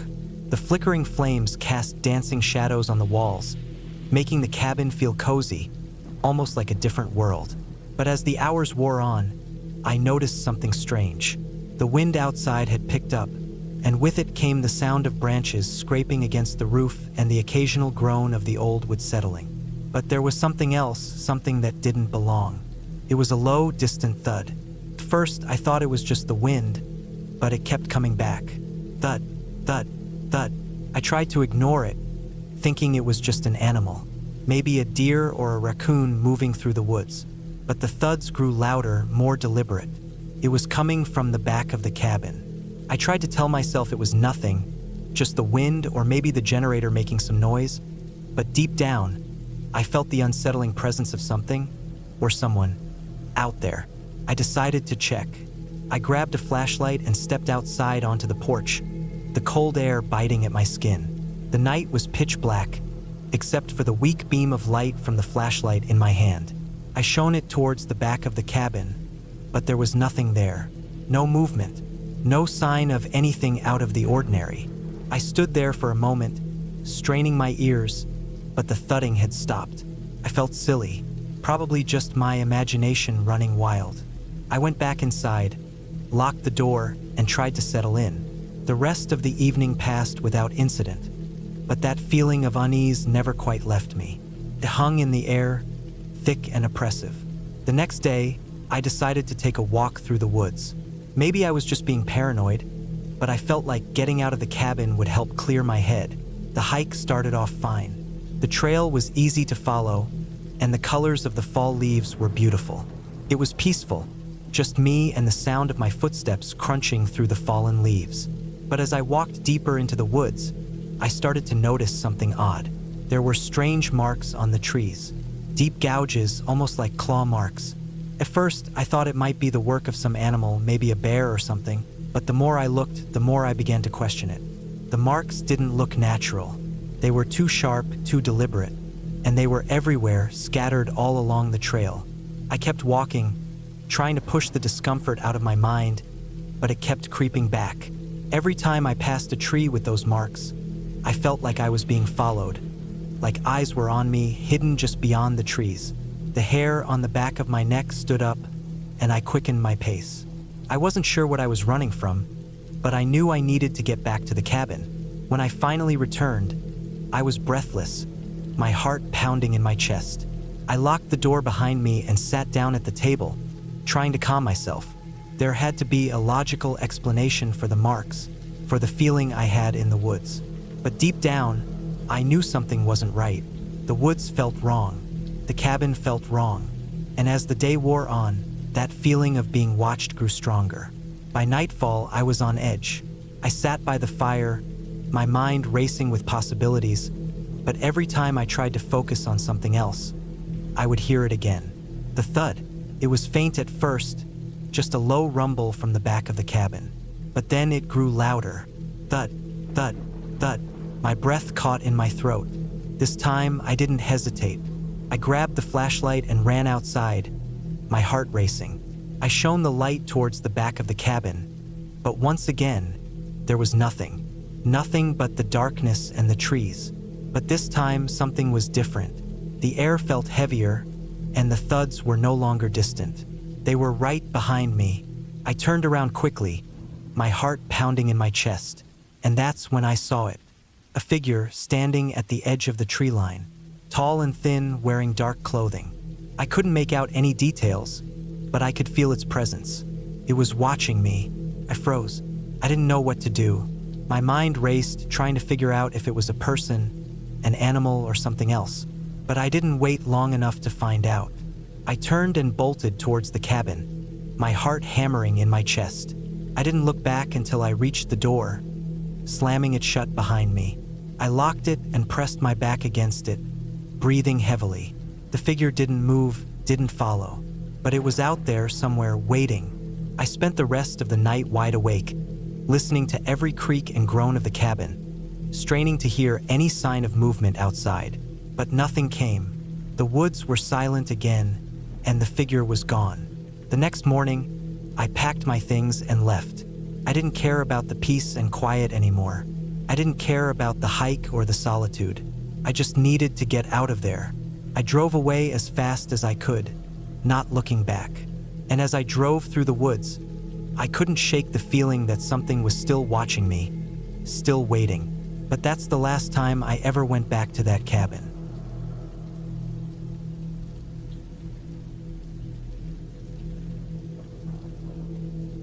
It was early October, and the air had already started to crisp with the approach of winter. I had driven up to the cabin in the woods with the plan of spending a weekend alone, away from the noise of the city and the pressures of work. My name's Luke. I'm 32, and for the past few years, I've been working as a freelance graphic designer. I had rented this cabin online after hearing about it from a friend. It was located somewhere deep in the foothills of the Cascade Mountains, a place I'd never been before. The rental ad had described it as secluded, peaceful, and perfect for a retreat. It seemed like exactly what I needed. The drive was long, and the weather had grown steadily colder as I made my way farther into the wilderness. I had a solid GPS, so I wasn't worried about getting lost, though the further I went, the less confident I felt. The trees began to grow taller, and the roads became narrower. Finally, after an hour or so on a gravel road, I reached the cabin. It looked exactly like the pictures, old but well kept, with a sturdy, slanted roof, a big porch with wooden rocking chairs, and large windows that stared out into the dense pines. I unloaded my bags and set my things inside. The cabin had an old wood-burning stove in the corner and a fireplace in the living room. There was a kitchen with basic supplies, and a small loft upstairs with a bed. The whole place felt quiet. Too quiet, maybe. I'd planned to do a little work and catch up on some reading, but I quickly found myself drifting off into the peaceful solitude of the woods. The only sound was the wind rustling through the trees. The place felt like it had been untouched for years, and I found it calming, almost like the woods themselves had a hold on the cabin. That night, after a quiet dinner, I sat in front of the fireplace with a book, but my eyes kept drifting to the dark windows. There was something unsettling about the way the shadows of the trees moved in the breeze. The wind howled outside, rattling the cabin walls as if the forest itself was trying to get inside. Around midnight, I noticed something strange, a faint sound coming from outside. At first, I thought it was just the wind, but then I realized it was a rhythmic noise, almost like something heavy being dragged across the ground. I tried to ignore it, but after a while, it started to get louder. I stood up and went to the window, pulling back the curtain just enough to peer outside. All I could see was the darkness, black trees standing in stark contrast to the pale moonlight. I felt stupid. Of course, it was probably just an animal or something, maybe a deer or even a bear dragging something. I laughed at myself for getting so worked up, but then it came again, a dragging sound, followed by a soft thud. I froze. It was coming from the side of the cabin, near the woodshed. With my heart racing, I grabbed the flashlight from the table and headed toward the back door. The night was cold, and my breath misted in front of me as I stepped out onto the porch. The wooden steps creaked beneath my boots. I shone the flashlight into the dark, trying to make out any shapes. Nothing. For a moment, I stood there, the wind howling in my ears, feeling stupid again. I turned to go back inside, but as I did, I saw it. A dark shape moving near the woodshed. My chest tightened, and I froze. There was someone or something standing just out of sight. I took a step back toward the door, trying to keep my composure, but the person, or whatever it was, moved closer. I could see a faint outline now, a hunched figure dragging something along the ground. My mind raced. It had to be a person. No animal would move like that. I didn't know what to do. I wanted to call the police, but I didn't have a signal out here. The nearest town was miles away, and even if I did get a signal, who would believe me? Some stranger in the middle of nowhere, stalking me at a cabin? Suddenly, the figure stopped. I could hear the heavy breathing, deep and labored, almost like it was trying to catch its breath. The flashlight trembled in my hand. I couldn't just stand there. I needed to know what was going on. I took a deep breath and forced myself to move. I stepped off the porch and into the cold gravel path that led to the woodshed. My boots crunched on the stones, loud in the silence of the night. With every step, my mind spun. What if it was someone dangerous? What if they'd been watching me since I arrived? I kept the beam of the flashlight aimed at the ground in front of me. As I got closer, the shape became clearer. It wasn't a person. It was some kind of animal, a massive wild boar, its tusks glinting in the dim light. It had been dragging something behind it, a large branch or a fallen log. I couldn't tell. The animal snorted and pawed at the ground. My relief was immediate, but I couldn't shake the feeling of unease that lingered. I made my way back to the cabin, locking the door behind me. The adrenaline was starting to wear off, but I felt uneasy, as if something wasn't right about this place. The next morning, I decided to go for a hike to clear my head. It was still early, and the sun hadn't fully risen over the mountains, casting a soft glow across the landscape. I packed a small bag with water, snacks, and my camera to capture the beauty of the area. The forest around the cabin was dense, and the trail I followed was narrow, winding between trees that loomed overhead like silent sentinels. The hike was peaceful at first.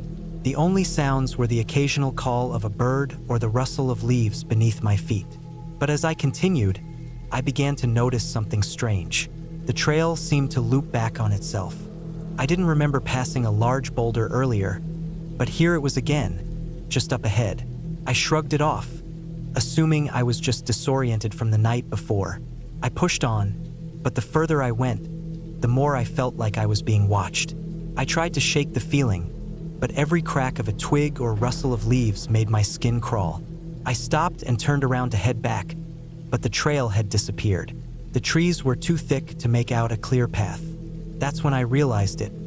I had no idea where I was. Panic set in. I'd been walking in circles. My phone had no signal, and I had no idea how far I'd gone. I called out, though I knew it was useless. There was no one around, and the cabin felt miles away. The trees around me seemed to close in, the dense forest swallowing me whole. My breathing became shallow as I tried to retrace my steps, but everything looked the same. The farther I walked, the more disoriented I became. Hours passed, and I realized I was lost. My feet were sore from walking, and the sun was beginning to dip low in the sky. I was growing desperate. There was no sign of the cabin, no sign of the trail, nothing but the looming trees and the oppressive silence. My stomach growled in protest, but there was no food to be found. Just as I was starting to panic, I heard a distant sound, a faint hum, like the low whine of a generator. I followed the sound, pushing through the brush. After what felt like an eternity, I finally broke through the trees and found the edge of the property. The cabin was just ahead. Relief flooded through me. I had been so close the entire time, yet it had felt like hours of wandering. I made my way back to the cabin, shaking off the feeling of dread that had settled in my chest. That night, I locked every window, bolted the doors, and turned on every light. I didn't want to risk going outside again. Whatever it was that I had heard or felt during the day, it wasn't just the woods playing tricks on me. In the morning, I packed up my things and left the cabin, vowing never to return. The woods might be beautiful, but I didn't trust them. The cabin may have been peaceful, but the isolation had started to wear on me. I wanted to be around people again, to feel safe and grounded. As I drove away, the mist began to rise from the trees, swallowing the cabin whole. I never looked back.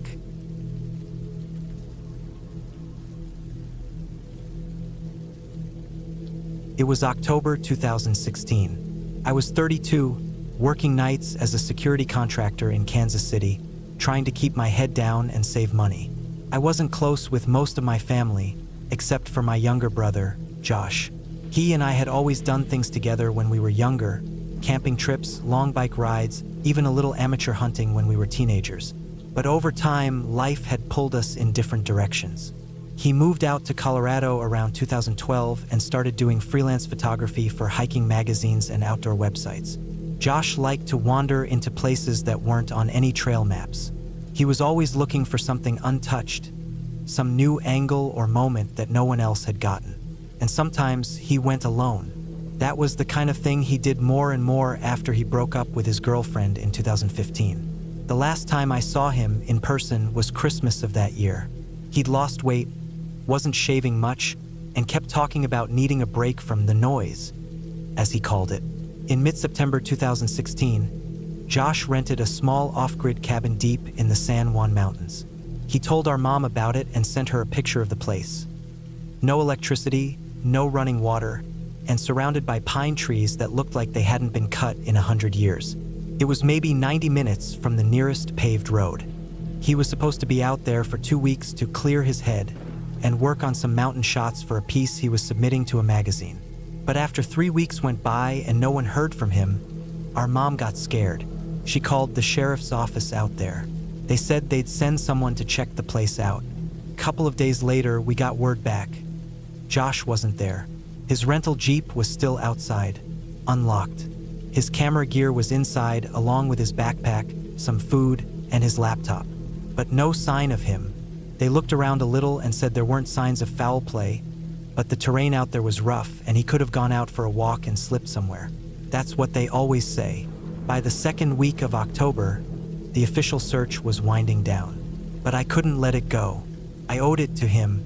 I got a week off work, packed my truck with cold weather gear, and made the 14-hour drive to Colorado. I didn't tell anyone what I was doing. It felt like something I had to handle myself. The cabin was located about an hour west of a small town called Ridgeway. You had to take a few dirt service roads, then a narrower forest road that crawled up a ridge and then down into a thick patch of woods. There were a few markers left behind by search crews, orange tape on some trees, flags here and there. When I finally saw the cabin, it didn't even look like something you'd rent. It looked like it had been sitting there forgotten for 50 years. 1 floor, 1 room with stove, tiny outhouse out back, and a warped front porch that leaned slightly to one side. The windows were dirty, and one of them had a crack running through the bottom right corner. I stepped inside slowly. Everything was exactly how the report described. Josh's camera bag was on the little wooden table. His laptop, battery long dead, sat next to a small notepad with half a dozen pages filled in. His sleeping bag was unrolled in the far corner by a small pile of firewood. One shelf held a half-eaten loaf of bread, a few cans of soup, and a bottle of instant coffee. His boots were by the door. I stood there for almost a full minute, just taking it in. Felt wrong, like a place someone had just stepped out of. But too much time had passed. I started going through everything, looking for clues. His notepad mostly had notes about camera angles, the light at certain times of day, a list of places he wanted to explore within a few miles. One entry caught my eye. It was from 5 days before his scheduled departure. Saw lights again to the north. Don't think it's a plane. Looked like 2 flash bursts. Weird. Try to get closer tomorrow. Another entry a day later. Found an old footpath maybe a mile from here, near the deadfall. Doesn't look used. Marked it with a red bandana. We'll go down it tomorrow. GPS was glitchy again. That was it. That was the last thing he wrote. That night, I lit a fire in the stove and stayed in the cabin. There was no phone service, no signal of any kind. Just cold air creeping through the gaps in the walls and the sound of wind in the trees. I didn't sleep much. I kept waking up, listening. There was something about the silence there that didn't feel clean. It was too quiet. Not just no people, no birds, no bugs, nothing. Just the creaking of the trees and the soft crack of the fire. The next morning, I went outside and started looking around. The Jeep still had gas, and his keys were in the glove box, but there was nothing of use inside. I circled the cabin twice and found a path leading down a shallow slope on the north side. About 30 minutes of walking led me to a patch of fallen trees, and sure enough, tied to a low branch was a red bandana, stiff with dirt and rain. The trail behind it was narrow, more like an animal trail than anything else. It curved and weaved down a ravine and then back up into a denser patch of forest. I followed it for maybe 2 hours. I had packed food, water, a flashlight, and a revolver I kept for protection. The further I went, the more the forest changed. The trees got thicker. The ground was damp even though it hadn't rained in a week. At one point, I found an old fence post and a section of rusted barbed wire sticking out of the ground. It looked like it had been abandoned for decades. A little further along, I found a rusted shovel with part of its wooden handle snapped off. It didn't look like something recent. At around the 3-hour mark, I came across what looked like the remains of an old stone foundation, maybe 20 feet wide. The stones were covered in moss, and parts of them had collapsed inward. Nearby was a pile of trash. Old food cans, broken glass, a few rusty nails, and one crushed aluminum beer can that looked newer than the rest. I took a picture with my phone even though there was no service. I figured I could review it later. I didn't see anything of Josh, though. No prints, no clothing, no signs of recent life. On the way back, I kept hearing something behind me. Not footsteps, more like a shuffle. I turned around 3 different times and didn't see anything. But I know that feeling of being followed. I had it the whole way back to the cabin. That night, I locked the door and kept the fire low. I turned off my flashlight to let my eyes adjust and sat on the floor with my back to the wall, listening. A little after 1 a.m., I heard a knock, just one, on the side of the cabin. It wasn't loud. It wasn't frantic. Just a solid knock. And then nothing. I waited for what felt like a full hour before moving. I didn't go outside. I stayed in the cabin until daylight. When I finally stepped out, there was nothing there. No tracks, no sign of anyone. The trees were still. Everything looked untouched. I thought about leaving. I really did. But something in me refused to quit. I knew Josh. He wouldn't just walk off and vanish. The next day, I followed the same path again but took a different fork about halfway through, one that curved uphill along a ridge. The terrain was rough and it got steeper the higher I climbed. I found an old deer blind that had nearly rotted through. Past that, I came across a section of trees that looked off, like they had been cut but not cleanly. A few of them had ropes tied around their trunks. Not new ropes, old ones frayed and blackened. One of them had a small animal skull hanging from it. I don't know what kind of animal, but it wasn't a deer. Too small. I kept going until I saw what looked like a cave entrance halfway up a slope. It wasn't deep, just a cutout in the rock face, maybe 20 feet wide and 5 feet tall. There were empty food cans near the front, an old sleeping bag rolled into a pile of brush, and a small campfire ring with blackened stones. I checked everything I could, and deep in the sleeping bag, I found a shirt I recognized. It was one Josh used to wear, a dark gray thermal long sleeve with a small burn hole near the bottom hem. That's when I knew he had made it out there. But the weird part was the bag didn't look like it had been moved in days, maybe longer. There were spider webs in one corner. Dust settled over everything. It looked abandoned. And then I noticed something carved into the rock near the back of the cave. Just one word, run. I don't know why, but seeing that made something sink in my chest. I didn't stay to look longer. I backed out, walked fast, then jogged all the way back to the cabin. It took me almost 3 hours because I kept looking over my shoulder, certain I'd see someone or something following. That night, I didn't light the fire. I stayed in the dark. The moon was bright enough to cast shadows through the broken window. Around midnight, I heard footsteps outside. Slow, deliberate. They circled the cabin once, then again. Then they stopped near the front porch. I didn't move. I held my breath until my chest hurt. Then I heard the doorknob turn slowly. Once, twice. It didn't open. I had locked it from the inside with the bolt. Whoever or whatever, it was stayed there for at least 10 minutes. No sound, no footsteps, just silence. Then I heard something soft brush against the window, like fingertips,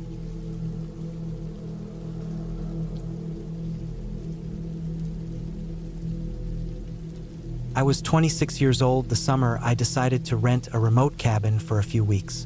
I was living in Cleveland back then, working a boring desk job that drained the life out of me. I needed to get away from the noise, from people, from the constant hum of computers and phones and traffic. I needed quiet. I needed the woods.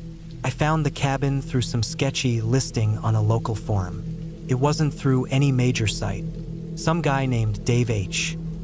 had posted it, *remote rustic cabin, available weekly, near Elkwood Forest. Running water, generator, full privacy. $200 a week. The pictures looked old and grainy, but it didn't matter. The idea of being alone in the middle of nowhere sounded like paradise. It was August 2017 when I drove out there, in my old beat-up 2005 Ford Escape. I loaded up the back with a cooler full of food, a couple jugs of water, a sleeping bag even though the ad said it was furnished, and some basic camping supplies just in case. I had a cheap prepaid cell phone that barely got service outside the city, but I figured I wouldn't need it. The drive took about 5 hours. Once I got past the last little town, Millfield, it was just long stretches of cracked roads winding through thick green forests. The directions Dave gave me said to turn off onto a dirt road marked by a blue mailbox. There weren't any real signs. I had to keep checking the directions he emailed me on a crumpled printout I made before leaving. I finally found the dirt road, just like he said. It looked almost like a trail, barely wide enough for my SUV. Trees pressed in on both sides, the branches low enough to scrape against the roof. I drove slow, tires kicking up clouds of dust behind me. There were deep ruts in the path where rainwater must have carved into it, and I had to be careful not to get stuck. The cabin came into view after about 2 miles of bouncing along that rough path. It looked even rougher than the photos. Weather-beaten logs, sagging roof, a porch with missing slats. But it had charm in an ugly sort of way. It looked like it had been standing there for 50 years, forgotten. I pulled up, turned off the engine, and sat for a minute just listening. It was dead silent. No wind, no cars, no voices. Just the faint buzz of insects and the creak of trees swaying gently. I felt myself start to relax for the first time in months. The keys were supposed to be in a little tin can nailed under the porch, and sure enough, they were. The front door squealed when I opened it. Inside, it smelled like damp wood and old dust. There was a small kitchen with a propane stove, a battered couch, and a table with 2 chairs. A narrow staircase led up to a loft area where a mattress sat on the floor. The place was rough, but it would do. I spent the first few hours unloading my stuff, airing out the place, and checking the generator behind the cabin. It worked, though it coughed and rattled when I fired it up. There was a big metal water tank that caught rainwater off the roof, and a little hand pump sink. Basic, but livable. That first night, I sat out on the porch with a beer and listened to the woods come alive. Crickets, frogs, distant owls. It was exactly what I wanted, peaceful, lonely, simple. The next day, I woke up late with sunlight pouring through the cracks in the walls. I made some instant coffee on the stove, ate a granola bar, and decided to explore the area a little. There was an old trail leading into the woods behind the cabin. It didn't look like anyone had walked it in years. I followed it for maybe an hour, weaving through dense trees and clambering over fallen logs. I wasn't worried about getting lost. I kept glancing back, noting landmarks. A split tree, a big mossy rock, to guide me home. After a while, I came to a clearing with a dried-up pond in the middle. There were animal tracks in the mud, mostly deer and raccoons. I sat on a stump, sweating through my t-shirt, just soaking in the quiet. It was then I noticed something weird. Across the clearing, tucked into the trees, there was an old shed or shack. It was almost hidden by brush. I hadn't seen anything about another building in the ad or the directions. Curious, I crossed the clearing and pushed through the undergrowth. The shed was tiny, maybe 10 by 10 feet, and built from the same rough logs as the cabin. The door hung open slightly. Inside, it was dark and musty. There were a few old tools leaning against the walls. A rusted axe, a handsaw, a coil of rope so rotten it was falling apart. In the corner, a pile of what looked like old canvas tarps and buckets. Nothing unusual except for one thing. In the dirt floor, There were deep grooves, like something heavy had been dragged back and forth across it. I didn't stay long. Something about the place felt wrong. I backed out, brushed myself off, and headed back to the cabin. That night, I had a hard time falling asleep. Every little creak and groan of the cabin set my nerves on edge. I kept thinking about those drag marks, trying to tell myself it was nothing. Maybe animals, maybe just erosion, but my gut didn't buy it. The third day, I decided to stay close to the cabin. I spent the morning chopping firewood from a deadfall I found nearby. I wasn't planning on making fires, it was hot enough already, but it gave me something to do. Around noon, while I was stacking the wood along the side of the cabin, I noticed tracks in the dirt driveway. Fresh tracks. I hadn't seen them before. They were tire marks, big ones wider than my SUV's tires, and they looked recent. The dry dirt still crumbled around the edges. My heart started pounding. I hadn't heard another vehicle. I hadn't seen anyone. The tracks went around the back of the cabin and disappeared into the woods, toward where the shed was. I stood there for a long time, staring at them, trying to think rationally. Maybe Dave came by to check on the place? But then why not say anything? Why not knock? I felt exposed, standing there in the open. I went back inside, locked the door, and double-checked the windows. The rest of the day I sat inside, listening. Every crack of a branch or rustle of leaves made me jump. That night was worse. I killed the generator early so the cabin would be dark and quiet. I lay in bed, staring at the ceiling, straining to hear anything over the pounding of my own heart. Around 2 a.m. I heard it. Footsteps. Slow, crunching footsteps outside. I froze, barely breathing. They circled the cabin once, twice. Then silence. I didn't dare move. I lay there until dawn, muscles aching from how still I held myself. When the gray light finally crept through the cracks, I crept to the window and peeked out. Nothing. No one. But in the dirt just outside the porch, clear as day, were boot prints. I needed to leave. I packed up in a frenzy, throwing everything into the car. I didn't even care about the mess. I just wanted out. But when I turned the key, the engine clicked and sputtered. Wouldn't start. I tried again and again, but the battery was dead. I sat there, fists on the steering wheel, feeling panic rise in my chest. How? I hadn't left anything on. I hadn't even used the lights since I got there. It wasn't an accident. Someone had drained it. I grabbed my backpack, shoved some essentials into it, water, a flashlight, a knife, and set off down the dirt road on foot. It was a long walk back to the main road, but it was my only option. I kept looking over my shoulder, half expecting to see someone coming after me. But the woods stayed quiet, heavy with the midday heat. About halfway down the road, I heard a noise, an engine, faint but growing louder. Relief flooded me.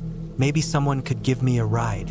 I stepped off the road into the trees, just in case, and waited. A big, battered pickup came around the bend, throwing up dust. It was an old Ford, maybe 90s, with mud splattered all along the sides. 2 men sat in the cab. I stayed hidden, heart pounding. Something about them felt wrong immediately. They slowed when they passed my SUV, still parked at the cabin. Then they kept going, slowly, like they were looking for something, or someone. I stayed crouched in the brush until the truck disappeared around the bend. Then I ran. I didn't care about noise. I didn't care about the heat. I just ran, feet pounding the dirt, lungs burning. It took me almost 2 hours to reach the main road. When I finally stumbled out of the trees, sweaty and shaking, I flagged down the first car that came by. An old couple in a station wagon who looked at me like I was crazy but let me in. They drove me into Millfield, to the tiny police station there. I told the cops everything. The shed, the drag marks, the footsteps, the dead battery, the truck. They took it seriously, surprisingly. A deputy drove out with me, but by the time we got there, the cabin was empty. No truck, no signs of anyone. But in the shed, they found something. Buried under the pile of old tarps was a fresh pit, a shallow grave. No body inside, not yet. But the hole was there, ready. The deputy looked at me, face pale, and told me I was lucky I left when I did.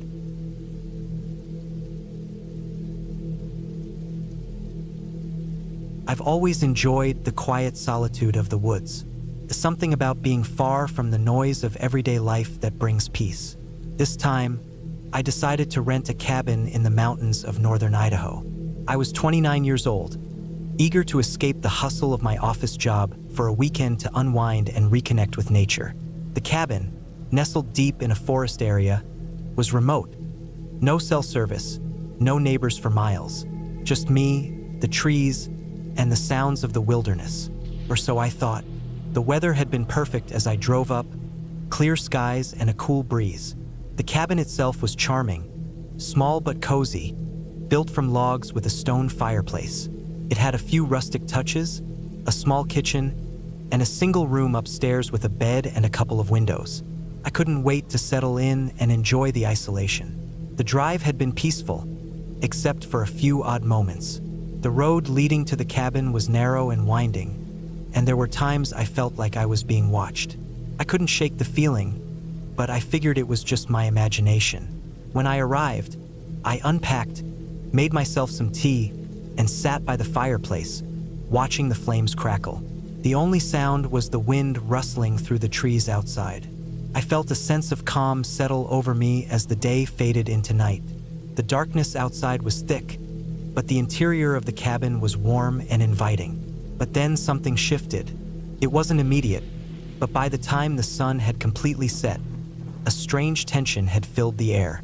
I tried to ignore it at first, telling myself it was just the isolation. But I couldn't help but notice the creaking of the floorboards, the faint sounds that seemed to echo from the walls. It wasn't the house settling. No, this was something else. I went to bed that night, the sounds still in the back of my mind. I told myself that maybe it was just the wind or animals moving around outside. The bed creaked under me as I lay still, staring at the ceiling. I had just closed my eyes when I heard a noise, a sharp knock on the front door. I froze. No one should have been out there. The nearest neighbor was miles away. It was nearly midnight. I got up slowly, my heart pounding. My first instinct was to ignore it, but the knocking persisted, steady, deliberate. I felt a rush of unease flood through me. What was I supposed to do? I grabbed the flashlight from the nightstand and made my way to the door. As I approached, the knocking stopped. I hesitated, listening for any sound, but the night outside was silent. With a shaking hand, I unlatched the door and opened it just a crack. The night air was cold, and nothing was visible in the beam of my flashlight except the trees and the empty path. No footprints, no signs of anyone being there. Just the vast emptiness of the woods. I closed the door, locking it behind me, but the knot in my stomach didn't loosen. The next morning, I woke early, the incident from the night before still fresh in my mind. I had a feeling of dread that I couldn't shake. I spent the day exploring the area, trying to distract myself, but it was hard to enjoy the natural beauty with the unease gnawing at me. There were a few hiking trails nearby, but something felt off. I couldn't quite put my finger on it. The trees seemed denser, the air heavier, like the forest itself was pressing in on me. Around mid-afternoon, I decided to return to the cabin and get some rest. The sun had started to dip lower in the sky, casting long shadows across the landscape. As I walked up to the porch, I noticed something strange. The front door was slightly ajar. I didn't open it, but I knew I had locked it when I left. My heart began to race. I tried to convince myself it was just the wind, that maybe it had blown open, but the rational explanation didn't calm the unease spreading through me. I stepped inside, checking every corner of the cabin. Everything seemed in place. The small kitchen, the living area, the upstairs room. Nothing appeared disturbed. But I couldn't shake the feeling that something was wrong. Something had been in here while I was gone. I spent the evening sitting by the fire again, but my mind wouldn't settle. I thought about leaving, about getting back in my car and driving out of the mountains, but then I remembered how much I'd been looking forward to this time alone. I couldn't let it all go to waste over some noises. But as the night wore on, the feeling of being watched only intensified. The cabin creaked and groaned, but it wasn't just the house. It felt as if the forest itself was alive, watching me. I kept hearing noises from outside, too. Cracking branches, something shifting in the underbrush, the sound of something large moving around. I bolted the door that night, but sleep didn't come easily. My mind raced, thoughts darting around in the darkness. Was it just animals? Was someone out there? Was there even a chance that someone had found this place in the first place? I don't know when I finally dozed off, but I woke with a start around 3 a.m. The cabin was silent, but my pulse was still racing. Something wasn't right. I felt an overwhelming need to check outside, but I couldn't bring myself to move. I stayed in bed, wide awake, listening to the night, feeling like I wasn't alone. Around dawn, the silence was broken by the unmistakable sound of footsteps outside. Heavy, slow footsteps, like someone or something was pacing around the cabin. I could hear the soft crunch of leaves underfoot, the dragging sound of something heavy being dragged across the ground. The footsteps stopped. The quiet was unbearable. I could feel every breath I took, every beat of my heart. My legs were frozen, but I knew I had to do something. I couldn't stay in this cabin anymore. Whatever was outside, it wasn't safe. I gathered my things quickly, what little I could. But as I went to grab my car keys, I noticed something. The door to the cabin was ajar once again. I hadn't opened it. I hadn't moved from the corner where I'd been huddling in fear. Someone had been inside. The moment I opened the door to leave, I saw him, a man, standing just outside the porch, staring at me with hollow eyes. His clothes were ragged, his face gaunt. But what struck me most were the scars, deep, jagged scars running across his arms and face. He didn't speak. He just stared. And in that moment, something broke inside me. I ran, not caring about anything else.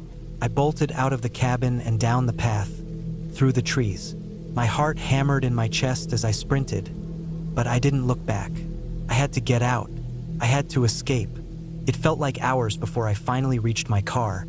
But when I did, I jumped in, started the engine, and sped down the mountain road as fast as I could. I didn't stop until I reached the nearest town. I didn't look back once. I never returned to that cabin. I never found out who that man was or what he wanted. But I know one thing for sure. I was never alone out there.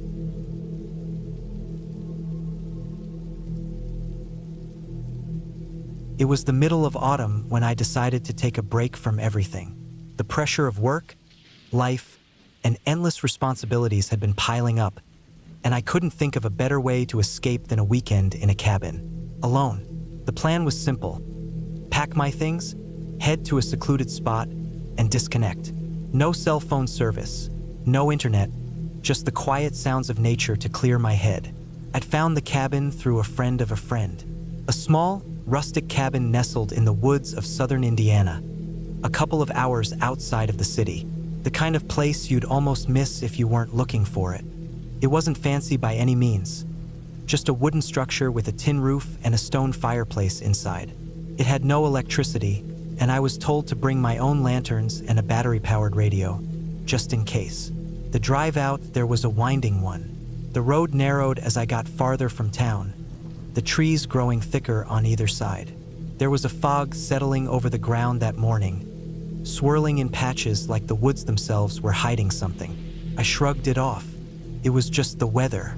The place was secluded, no real neighbors for miles.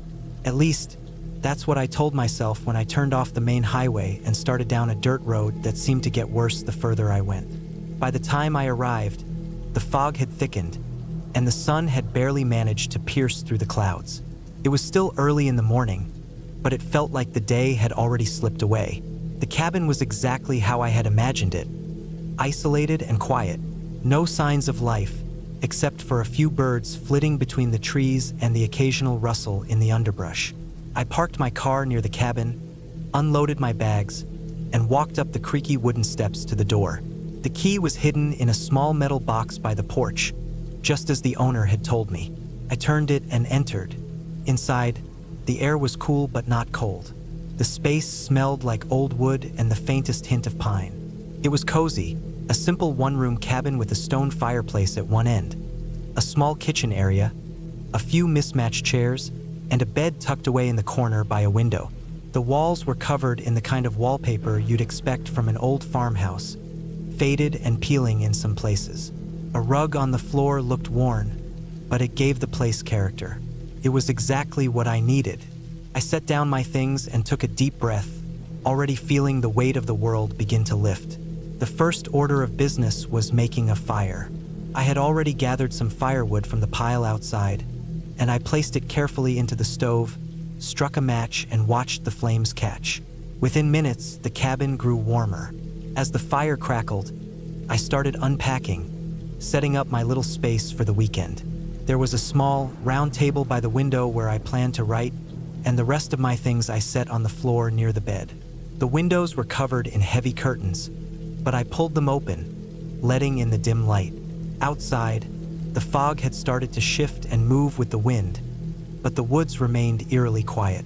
There were no sounds of traffic, no distant hum of civilization. It was as if the world outside had disappeared entirely. I had planned to spend the next few days hiking, reading, and maybe fishing if I was feeling up for it.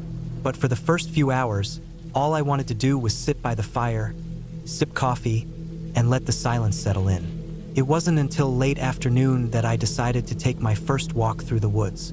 I grabbed my jacket, put on my boots, and stepped outside. The ground was soft beneath my feet, the earth still damp from the morning mist. The trees towered above me, their branches heavy with the weight of fallen leaves. I wandered aimlessly at first, following the dirt path that led away from the cabin and deeper into the woods. The further I walked, the more isolated I felt. It was like the trees were closing in, their branches almost brushing against each other, creating a canopy above me that blocked out what little sunlight remained. The silence was deafening. There wasn't even the sound of birds anymore. No animals rustling in the underbrush. Felt unnatural, like the woods had gone still, as though they were holding their breath. I shook the thought away. I was being paranoid. It was just a quiet place. That's all. After walking for a while, I found a small clearing and stopped to take a break. I leaned against a tree, looking around. The air smelled of wet leaves and earth, but it was tinged with something else. Something musty, almost decayed. I couldn't put my finger on it, but the smell was stronger now, as though the forest had begun to rot around me. That's when I noticed it. There was something strange about the ground. It wasn't just dirt. It looked like there were old, uneven stones scattered beneath the leaves, hidden under the layer of earth. I knelt down to get a closer look. The stones were covered in moss, their edges sharp and jagged. They seemed out of place, like they had been deliberately placed there, but I couldn't understand why. A chill ran through me. I stood up quickly, brushing my hands on my pants, trying to shake off the unease that had settled in my chest. The sun was starting to dip below the horizon, casting long shadows through the trees. The fog had thickened again, and the temperature seemed to drop rapidly. I turned to head back to the cabin, but as I did, I noticed something else. A narrow path, almost hidden between the trees, leading off in the opposite direction. I hadn't seen it on my way in, and it wasn't marked on any map. My curiosity got the better of me, and I decided to check it out. What harm could there be in a quick detour? I followed the path for a few minutes, but as I went deeper into the woods, I started to feel like I was being watched. Every time I turned a corner, I felt the weight of eyes on me, but when I looked, there was nothing there. The path began to narrow, and the trees seemed to close in even tighter, blocking out most of the light. It was hard to see, and I had to be careful not to trip over the roots and rocks that jutted out of the ground. The further I went, the stronger that musty smell became. I could feel my heart rate pick up, my senses on edge. Then I saw something. At the end of the path, just before the trees grew too thick to go any further, there was an old, crumbling stone wall. It was low, only about waist-high, but it stretched for quite a distance. The stones were covered in moss and ivy, and it looked like it hadn't been touched in years. I approached it cautiously, running my fingers along the surface of the stones. There was something off about it, something that made me feel uncomfortable. My mind raced with thoughts of what it could be, but the more I looked, the more I realized it was just a wall. It didn't mean anything. It didn't matter. But then I noticed something else. A small, wooden door, barely noticeable, was embedded in the stone. It was old, the wood rotting in places, and it had been almost completely overtaken by vines. I stood there for a moment, staring at it. There was no reason for a door to be here, hidden in the woods like this. But something about it, something about this place, felt wrong. I turned around, ready to leave, but before I could take a step, I heard something. A low creaking sound, like the wind had started to pick up again. But it wasn't the wind. I could feel it in my bones. The sound was coming from the door. I didn't wait to find out what it was.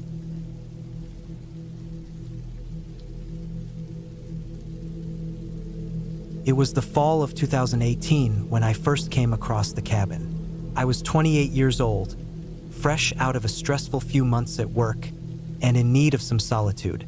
I've always enjoyed hiking, camping, and being out in nature, but this trip wasn't like my usual ones. I wanted more than just a hike or a weekend camping. I wanted something different, something that would force me to disconnect completely from the world. That's why I booked a secluded cabin in the woods. The cabin was tucked away in a stretch of forest near the edge of the Indiana woods, about 30 miles outside of a small town called Seymour. My plan was to spend 5 days alone, no distractions, just me and the wilderness. I drove out there on a crisp Thursday afternoon, the leaves already starting to turn. The road leading up to the cabin was a gravel path, lined by thick trees, their branches reaching across the road like a canopy. It wasn't until I was a few miles in that I started to feel the weight of isolation, but I brushed it off as normal. Everyone gets that feeling when they're out in nature, right?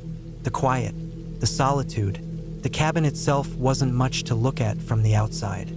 A simple 2-story log structure with a rusted roof, and a small porch that overlooked a narrow stream. A couple of rocking chairs sat on the porch, but the wood was chipped, and there was a weathered, worn-out look to the whole place. It wasn't anything fancy, but that's exactly what I wanted. I was here to get away from everything, not to be pampered.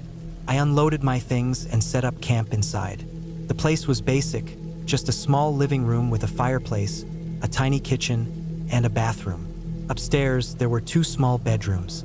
I chose the one with the view of the stream, hoping the sound of running water would lull me to sleep.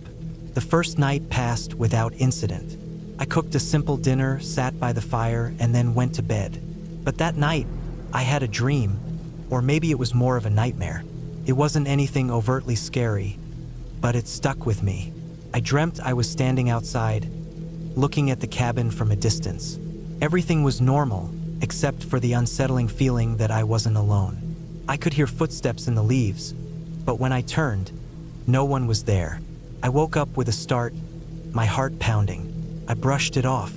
It was just a dream. Everyone gets those, right?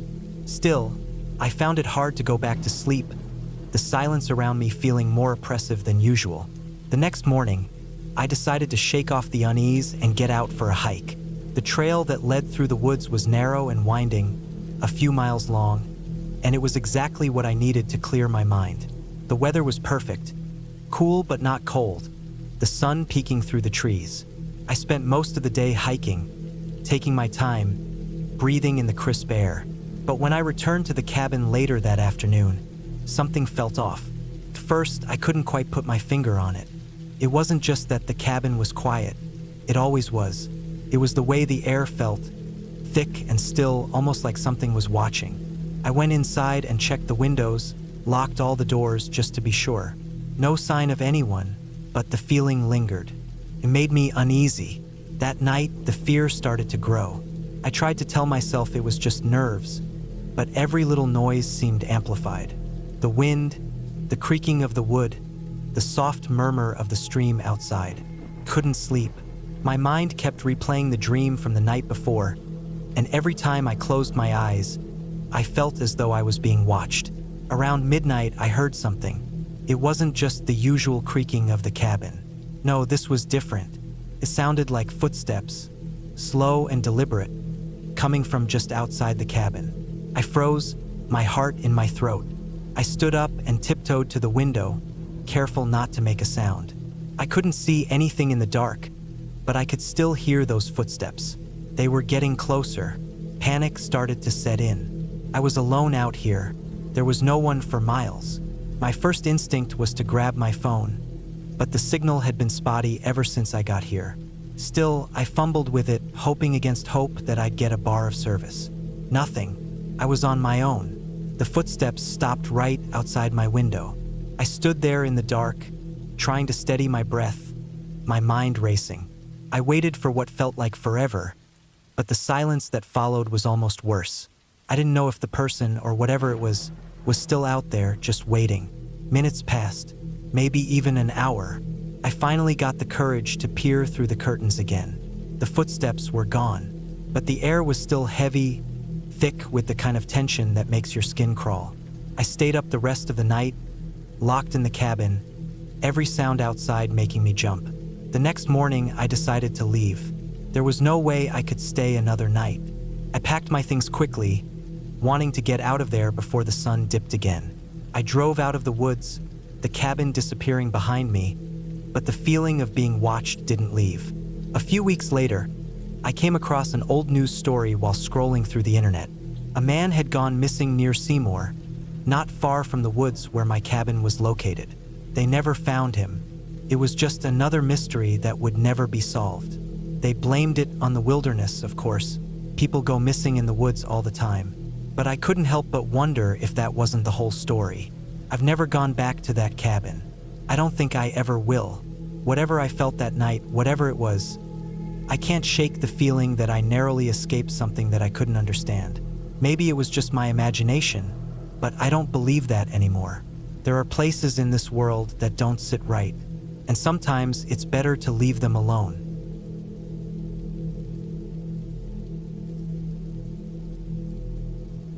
I had always been drawn to solitude. The idea of escaping the noise of the city, the constant buzz of notifications, and the endless stream of people had an undeniable allure. So, when I stumbled upon a listing for a secluded cabin deep in the woods of northern Minnesota, I didn't hesitate.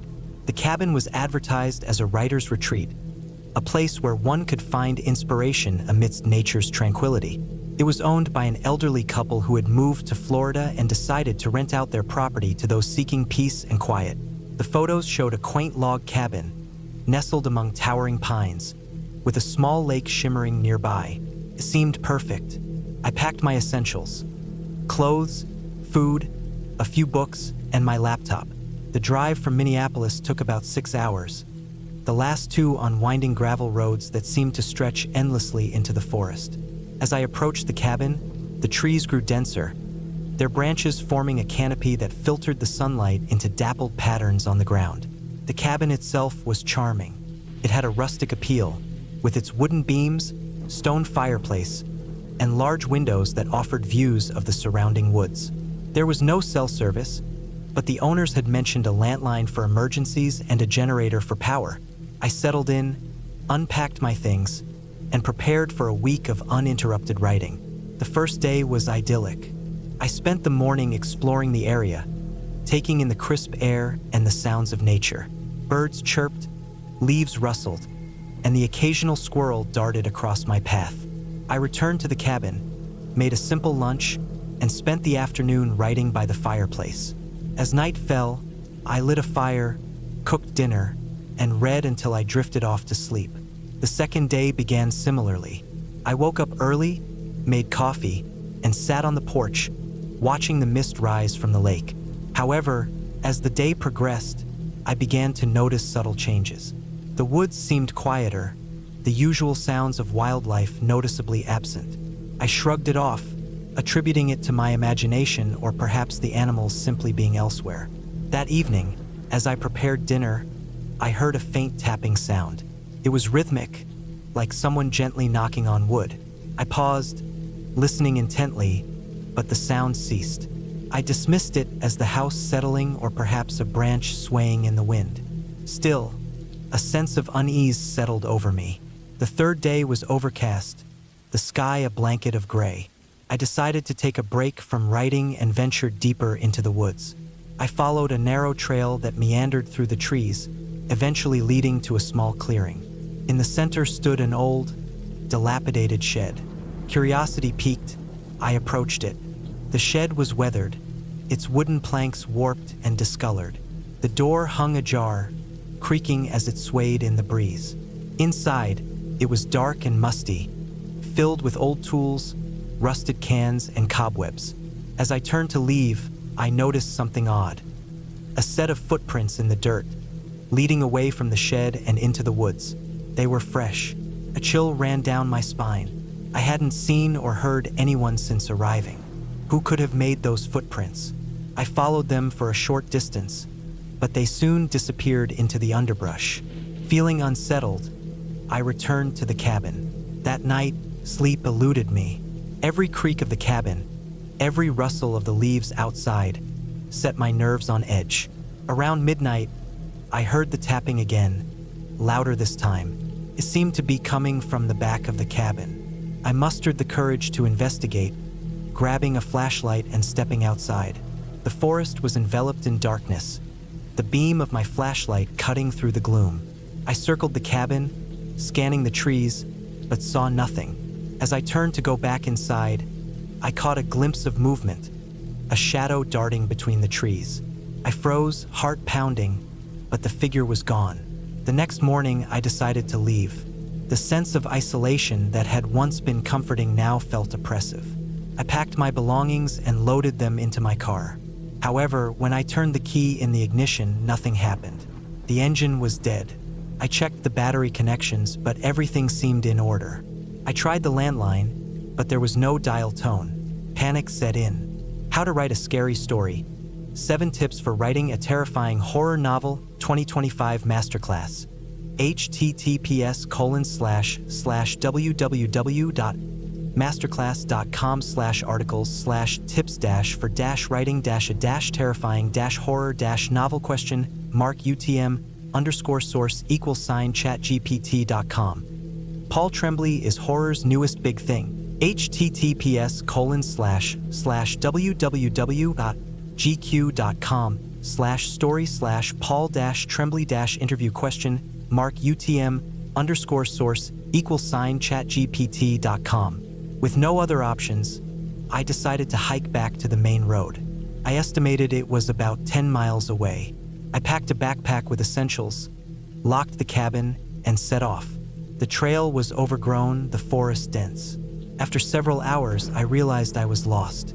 Landmarks I thought I recognized were nowhere to be found. The sun began to set, and I knew I couldn't make it out before dark. I decided to return to the cabin. As I retraced my steps, I stumbled upon the clearing with the shed. This time, something was different. The door was closed, and a freshly carved symbol adorned its surface. It was a crude depiction of an eye. Unease turned to fear. I hurried back to the cabin, locking the door behind me. That night, the tapping returned, now accompanied by whispers. They were faint, unintelligible, but undeniably human. I stayed awake, clutching a kitchen knife, eyes fixed on the door. At dawn, the sounds ceased. This man's nightmarish night in a log cabin is some spooky stuff. https://time.com/5558954/nightmare-cabin/question *mark UTM_source=chatgpt.com. Determined to escape, I spent the day attempting to fix the car, to no avail. I tried the landline again, and this time there was a dial tone. I called the owners, explaining my situation. They promised to send help. Relief washed over me. That evening, as I waited, I noticed movement at the edge of the woods. A figure stood there, watching the cabin. I couldn't make out any features, but the presence was unmistakable. I stayed inside, lights off, heart racing. Eventually, the figure disappeared into the trees. The next morning, a tow truck arrived. The driver, a burly man named Hank, greeted me warmly. He inspected the car and found the battery had been tampered with. He replaced it and the engine roared to life. I thanked him profusely, eager to leave. As we drove away, I glanced back at the cabin. The woods seemed to close in around it, the shadows deepening. I never returned. The experience left an indelible mark on me. a reminder that sometimes solitude can be more terrifying than any crowd.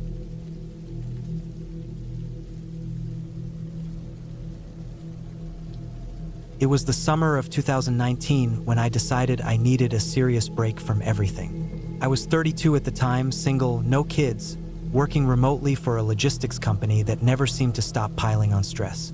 My apartment in Louisville, Kentucky, felt smaller by the day, even though it was just me living there. Between work emails, traffic noise, and my downstairs neighbor constantly playing the same EDM track on repeat, I felt like I was unraveling. I started looking into cabin rentals a few hours away, somewhere I could just unplug for a week. I found a place near Laurel River Lake in southeast Kentucky. It was a private rental, not listed on Airbnb, just an old website someone had put together with photos that looked like they hadn't been updated in 10 years. The cabin was cheap, off-grid, no Wi-Fi, no phone service, and only accessible by a narrow gravel road that wasn't plowed in winter. It was early June, so that didn't bother me. The owner's reply was quick. He was an older guy named Carl, said the place was basic but functional, and that if I liked privacy, this would be the right spot. I wired him the money, wrote down the directions since GPS didn't work out there, and packed my car with clothes, canned food, a cooler, water jugs, and a few books I'd been meaning to read.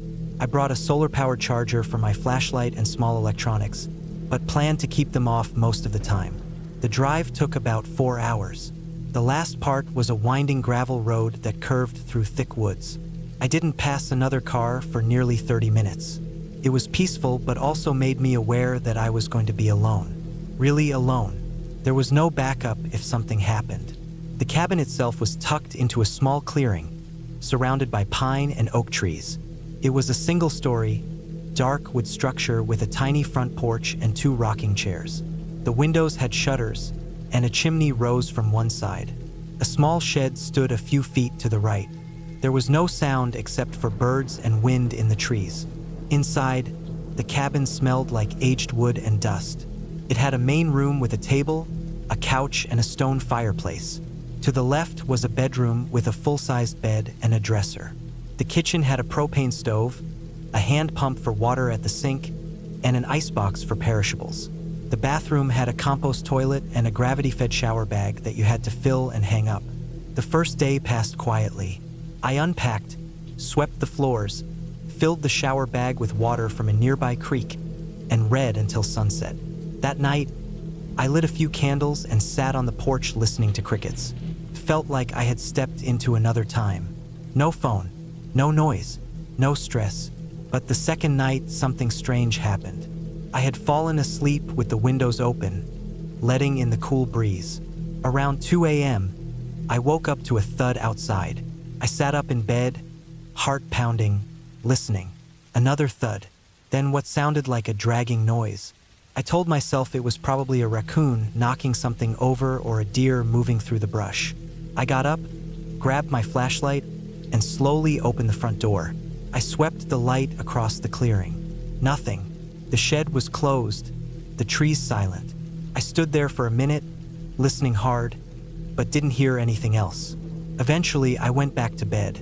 The next morning, I found long, thin drag marks in the dirt in front of the porch. They led from the edge of the woods to the side of the cabin and then back again. There were no footprints. I stared at them for a while, trying to think logically. Maybe a tree branch had fallen and been dragged by the wind? But the trees weren't close enough. Maybe some kind of animal had been pulling something. I didn't know. That day, I tried to shake it off. I went for a long walk through the woods, found a trail that led to the lake, and sat on a rock for a while just watching the water. But I couldn't get the drag marks out of my head. That night, I locked the windows and doors and kept the flashlight nearby. Again, I woke up around 2 a.m. This time, it was a different sound, like something brushing against the wall of the cabin. A soft scraping, then a tapping. I got out of bed and stood in the dark, listening. The tapping continued, moving from one window to another. It wasn't loud, just light, deliberate taps, then silence. I didn't sleep after that. I sat in the main room with the flashlight on, eyes fixed on the windows. When the sun finally came up, I went outside. I walked around the entire cabin. There were fresh scrape marks on one of the shutters. They looked like they'd been made with something sharp.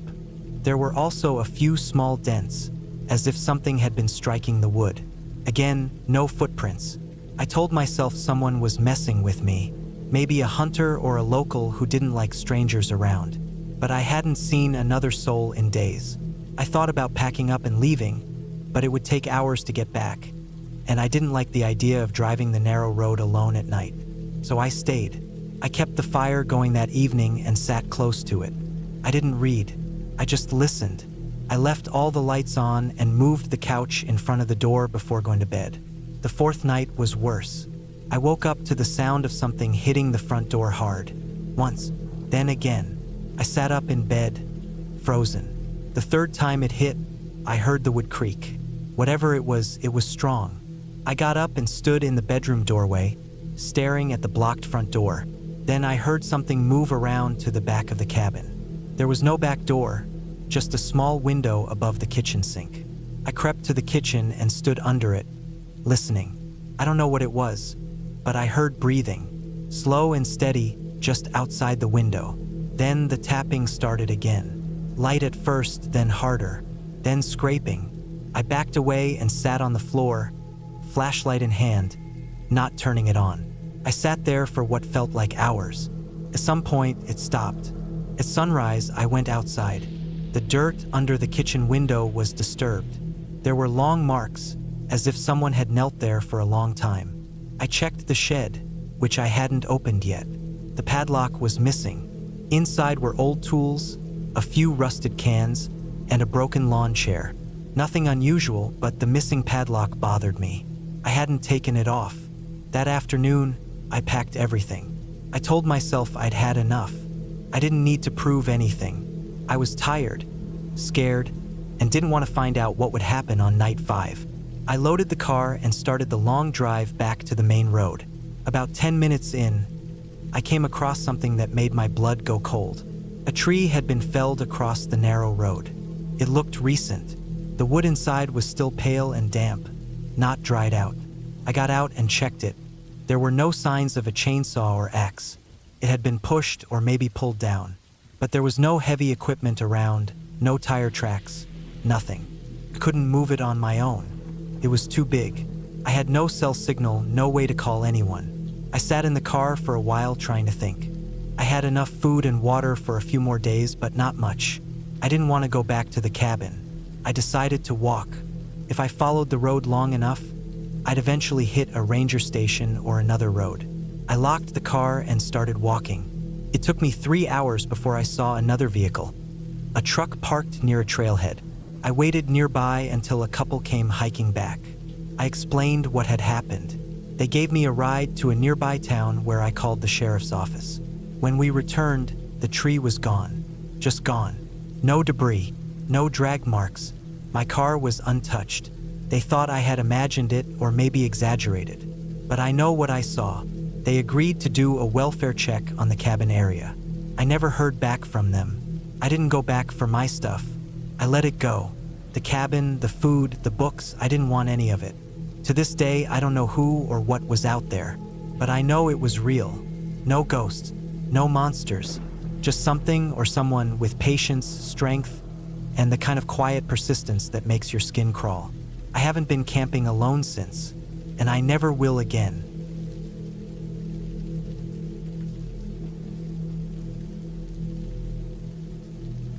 It was the fall of 2016 when I decided to take a solo trip out to a small cabin in the woods near a lake in upstate Pennsylvania.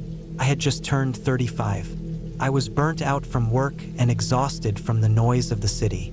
Life had been grinding me down, and I figured the best thing I could do was take a full week away from screens, cars, and people. I found the cabin online. It wasn't part of a resort or managed by any agency.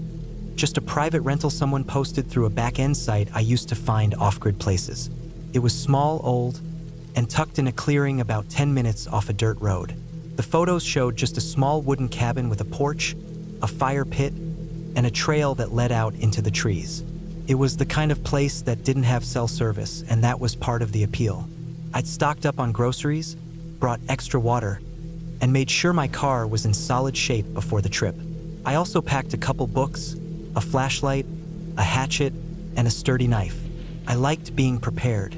Even though I didn't plan on going too deep into the woods, you never know what might come up. I got there late on a Sunday morning. The drive was peaceful, and as I got closer, the air felt cleaner. The dirt road was rougher than I expected, but my SUV handled it fine. The trees got thicker, and I passed 2 other small cabins along the way, but they looked shut up and empty. When I finally parked and stepped out, I just stood there a while. The air smelled like pine, damp leaves, and cold earth. It was quiet. So quiet it almost felt like I'd stepped into another world. The cabin looked just like the pictures. Wood was weathered but not rotten. The porch was tilted slightly but solid. I unlocked the door using the code the owner gave me. Inside was simple. 1 room with a small bed, a table and 2 chairs, a wood stove, a few shelves with dishes, and a door leading to a bathroom that was just a compost toilet and a jug of water for washing up. No electricity, no running water, just oil lanterns, matches, and a small stack of firewood. I spent the first day settling in. I walked the perimeter, found the trail that led off behind the cabin, and followed it a bit until it reached a ridge with a view of the lake. I didn't want to go too far my first day, so I went back before it started getting dark. I cooked a simple dinner on the propane stove inside, read for a while by lantern light, and went to bed early. The first few days were peaceful. I woke up with the light, hiked a little, chopped wood, read, ate, and sat by the fire at night. There were small sounds, birds, squirrels, the wind in the trees, but nothing that bothered me. I didn't see another person. That was exactly what I wanted. On the 4th day, things started feeling different. I noticed small signs that something might not be right. It started when I woke up and saw muddy footprints on the porch. They were faint and not shaped like boots. More like bare feet, only they looked too long. I told myself it was probably a trick of the light or just some animal marks that smeared weird in the rain that came the night before. Still, I felt uneasy. I checked around the cabin and didn't see anything out of place. But that night, I heard a sound that didn't match the forest. It wasn't an animal. It was faint, like a shuffle or a dragging step outside. I sat up in bed and held my breath. I listened for a long time, but it didn't come again. I told myself it was just a branch falling or something brushing against the porch. The next day, I found something else. Out by the trailhead, there were marks in the dirt. Long, thin scrapes like someone had dragged something sharp over the ground. It could have been a deer with a damaged hoof or some sort of claw marks, but the way they moved back and forth looked deliberate. I kept walking anyway, but I couldn't shake the feeling that someone had been there. That night, I didn't sleep much. Every little creak or crack from the trees outside made me sit up. Around midnight, I heard what I thought was whispering. Not words, just a rhythmic sound, like wind moving through someone's mouth. It only lasted a few seconds, but I felt the hair on my arms stand straight up. I didn't get out of bed. I just waited for light. When morning came, I was exhausted. I walked the area again and found nothing new, but the tension in my chest didn't go away. I kept the fire going most of the day just to make it feel more alive in there.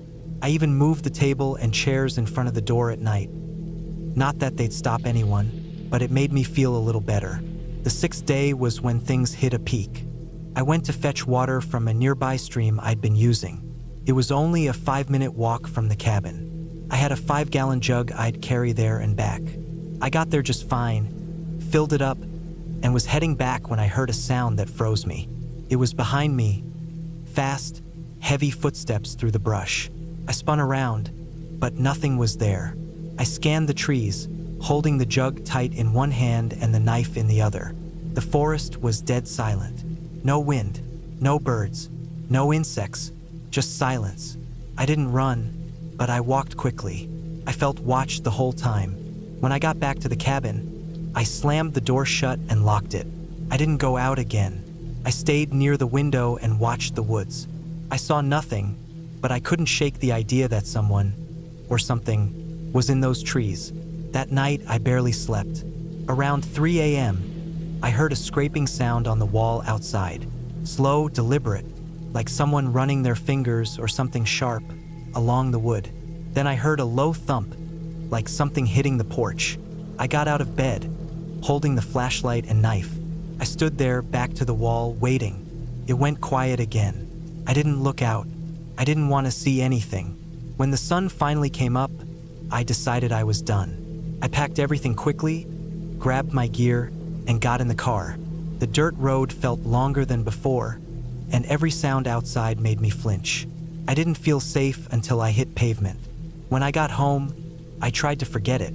I told myself it was just the isolation playing tricks on me. But a week later, I checked the listing again. It was gone. Not marked as unavailable, completely erased. I tried searching the owner's name, but it led nowhere. No trace. I don't know what was out there. I didn't see it. I didn't catch it on camera because there was no electricity, and I didn't think to bring any kind of surveillance gear. But I know what I felt. I know what I heard. It wasn't an animal. It wasn't my imagination. It was something or someone watching, waiting, and getting closer every night. I haven't gone back to the woods since. I camp with friends sometimes in wide open areas, but I don't do solo cabins anymore. The silence doesn't feel peaceful now. Feels like a warning.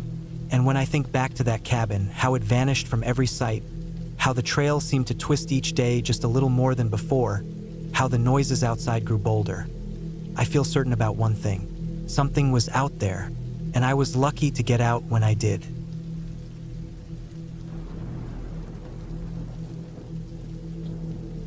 I was 32 when I decided to take a break from the relentless pace of city life. The year was 2019, and after years of working in the tech industry in Karachi, I felt the need to disconnect. A friend mentioned a secluded cabin in the Chitral Valley, nestled deep within the Hindu Kush Mountains. It was owned by his uncle, who rarely used it. The idea of solitude, surrounded by nature, was appealing. The journey to the cabin was arduous. After a long drive from Karachi to Chitral, I had to hike for several hours through dense forests and rugged terrain. The cabin was rustic, a single-room wooden structure with basic amenities: a wood-burning stove, a small kitchen area, and a cot. No electricity, no running water, and no cell reception. It was perfect. The first few days were peaceful. I spent my time reading, writing in my journal, and exploring the surrounding woods. The air was crisp, and the only sounds were those of nature. However, as the days went by, I began to notice subtle changes. One evening, while collecting firewood, I stumbled upon a makeshift campsite about a kilometer from the cabin. It looked abandoned but recent. There was a fire pit with charred wood, and a few empty food cans scattered around. I found it odd but dismissed it, thinking perhaps a traveler had camped there temporarily. That night, I heard faint rustling outside the cabin. Assuming it was wildlife, I ignored it. But the next morning, I found footprints around the cabin, human footprints. They circled the cabin multiple times. A chill ran down my spine. I decided to be more cautious. I kept the fire burning longer into the night and stayed alert. The following evening, as dusk settled, I noticed movement among the trees. A figure, partially obscured by the foliage, stood watching the cabin. I called out, but there was no response. The figure disappeared into the woods.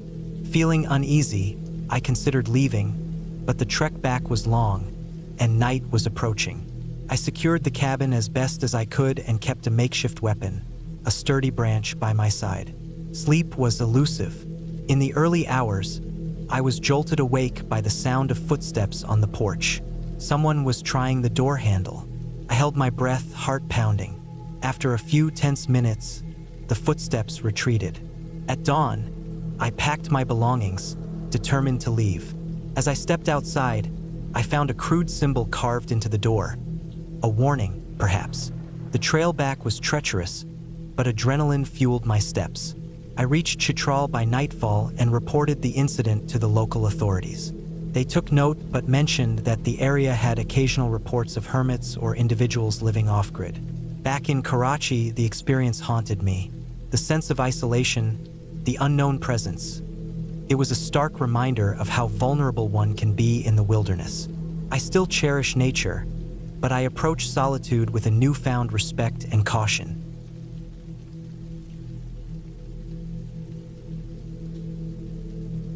I was 36 when I decided to spend a week alone at an old hunting cabin in the woods of northern Minnesota.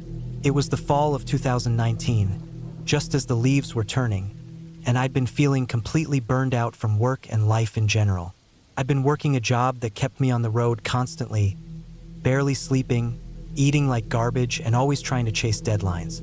I wasn't married, didn't have kids, and hadn't taken a vacation in almost 4 years. My cousin Matt owned this cabin, and when I told him I was thinking about getting away from the city for a bit, he offered it up without hesitation. He barely used the place anymore, so I figured it would be perfect for a reset. The cabin was about 4 hours north of where I lived in Duluth. It sat on 40 acres of land, tucked down a long dirt trail that was barely wide enough for a single truck. The forest around it was thick with pines, and once you got about half a mile off the main road, your phone lost all signal. That was part of the appeal. I didn't want to talk to anyone. I just wanted quiet. No notifications, no emails, no obligations. Just quiet. When I pulled up to the cabin late that Saturday afternoon, I immediately felt how isolated it was. The air smelled like dried leaves and cold soil. There was no wind, no birds, just silence. The cabin wasn't big, maybe 500 square feet. One main room with a wood stove, a small kitchenette, and a bedroom off to the side. The bathroom was an outhouse about 30 feet away, and there was no running water. Electricity came from a small generator that Matt said only worked when it wanted to. He wasn't joking. I unloaded my truck, lit the stove to take the chill out of the place, and made a simple dinner from the cooler I'd packed. Mostly sandwiches, jerky, and trail mix for the week. I had brought a couple gallons of water and planned to ration them. I brought a few paperbacks, a hatchet, my .38 revolver, and a hunting knife I'd owned since I was a teenager. Not because I planned on hunting anything, but because it just felt better having them around. I locked the door out of habit, even though I knew nobody else would be around. The first 2 days were exactly what I needed. I slept like a rock both nights, spent the days hiking around the property, collecting firewood, sitting on the small porch just staring into the trees. I kept a little notepad and scribbled thoughts and lists in it throughout the day. Felt good to be out of my head for once. No pressure to be anywhere or do anything. By the third day, I'd completely lost track of time. The sun and moon were my only clocks, and I liked it that way. Things started to feel off on the fourth night. Nothing dramatic, just subtle things. I was lying in bed when I thought I heard footsteps outside. Not animal footsteps. Sounded too deliberate, too slow. I sat up and listened. The stove was burning low and the wind had picked up outside, creaking the cabin walls a bit. I told myself it was probably a raccoon or maybe a deer. Still, I stayed awake longer than usual, listening. The sounds didn't come back that night. The next morning, I found what looked like boot prints in the soft dirt behind the cabin, near the woodpile. I hadn't been back there since unloading the truck, and I knew I hadn't walked that way. The prints weren't mine. They were smaller, maybe a size 9 or 10, but narrow. I wear a size 12. I stood there staring at them for a while, trying to figure out a logical explanation. Maybe they were old, maybe Matt or someone else had come by weeks earlier, but they looked fresh. The rain from the night before would have washed away anything older. That whole day, I couldn't shake the feeling that someone had been nearby. I kept looking over my shoulder. I left the cabin only briefly, just to gather more firewood, and even then I felt uneasy. That night, I kept my revolver on the small table beside the bed. I didn't sleep much. Every creak of the cabin, every gust of wind against the window, made me snap awake. Around 3 in the morning, I thought I heard something knock against the side of the cabin. Not hard, just one solid thud, like someone bumped it with their shoulder. I sat up, holding my breath, waiting for it to happen again. Didn't. The next morning, I circled the cabin looking for anything out of place. That's when I saw the dead bird. A crow, I think. It was lying on the porch, wings splayed out like it had just dropped out of the sky. Its neck looked twisted. I don't know why that unsettled me more than the footprints, but it did. Maybe because it felt like a message. I threw the bird into the woods and went back inside. That day, I seriously considered packing up and heading home, but something in me didn't want to. Maybe it was pride, maybe stubbornness. I told myself that I was being paranoid. People hike all the time. Maybe someone wandered near the property and left. Maybe the crow just hit a tree mid-flight. Maybe I was just losing my edge after so many days of silence. That night it rained. A hard, cold rain that beat against the roof like pebbles. I barely slept. I kept hearing what sounded like movement in the woods outside, but every time I got up and looked, I saw nothing. I turned the generator on for a while and let the single overhead bulb burn just to feel less alone. At sunrise, I walked the perimeter of the cabin again. That's when I saw it. A fresh cut in the tree near the back window. Someone had taken a knife or blade and carved an X into the bark. It was about shoulder height. Clean, straight, deliberate. I stared at it for a long time. I don't know why, but it scared me more than anything else had. Someone had stood right there, less than 10 feet from where I'd been sleeping, and marked that tree. I finally decided to leave. I packed quickly, didn't bother folding anything. I just stuffed everything into my duffel and hauled it out to the truck. But when I turned the key in the ignition, nothing happened. Not even a click. I tried again. Still nothing. I popped the hood, checked the battery cables, everything looked fine. I tried the key again. Dead. The truck had been running perfectly all week. I went back inside and sat down. My chest was tight, and I was sweating despite the cold. I told myself I'd walk to the main road and flag someone down. It was about 4 miles, maybe less. But I didn't want to leave the cabin until daylight was solid. So I waited. Around noon, I put on my boots and started walking. I took my revolver and notepad and marked trees every few hundred feet with little torn strips of paper, just in case. The trail was mostly straight, but I wanted a breadcrumb trail back if I needed it. The woods felt different now. Oppressive, heavy, like they were watching me. I made it to the road in just under 2 hours. But no cars came, not one. I sat on a log by the ditch for over 3 hours and saw nothing. No movement, no birds, no wind, just silence. I started walking back before sunset. When I got back to the cabin, I felt like I was being watched again. Couldn't shake it. I went inside and locked the door, kept my revolver in my hand. That night was the worst. I didn't sleep at all. Around midnight, someone knocked on the door. Not hard, just a soft, slow knock. I didn't move. I didn't speak. I just sat there, pointing the gun at the door, my heart pounding so loud I could hear it in my ears. The knock didn't come again. At dawn, I opened the door. Nothing was there. But on the porch, right where the crow had been, was a small pile of stones, stacked neatly, 5 of them, like someone had placed them there intentionally. I didn't touch them. I stayed inside all day, kept the stove burning, kept the gun close. I didn't eat. He barely drunk. I kept thinking about that X on the tree, the footprints, the bird, the stones. None of it made sense, but all of it felt connected. Late that evening, just before sunset, I heard a vehicle. It was distant but real. I ran out to the road, crashing through branches and stumbling over rocks. I made it just in time to wave down an old man in a rusted pickup. I flagged him down and explained that my truck wouldn't start. He gave me a ride into the nearest town, which was about 20 minutes away. I didn't look back once. The mechanic said my battery had been completely drained, which made no sense because it was brand new. He replaced it, and the truck started fine. I didn't go back to the cabin.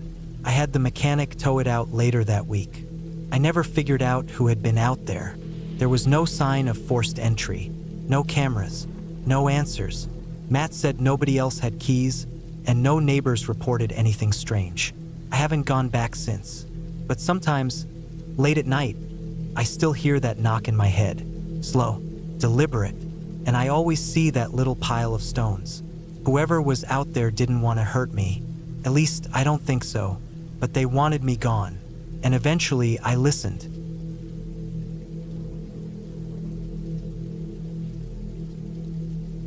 It was the fall of 2016 when I decided to take a week off work and go stay in a small cabin deep in the woods of northern Wisconsin.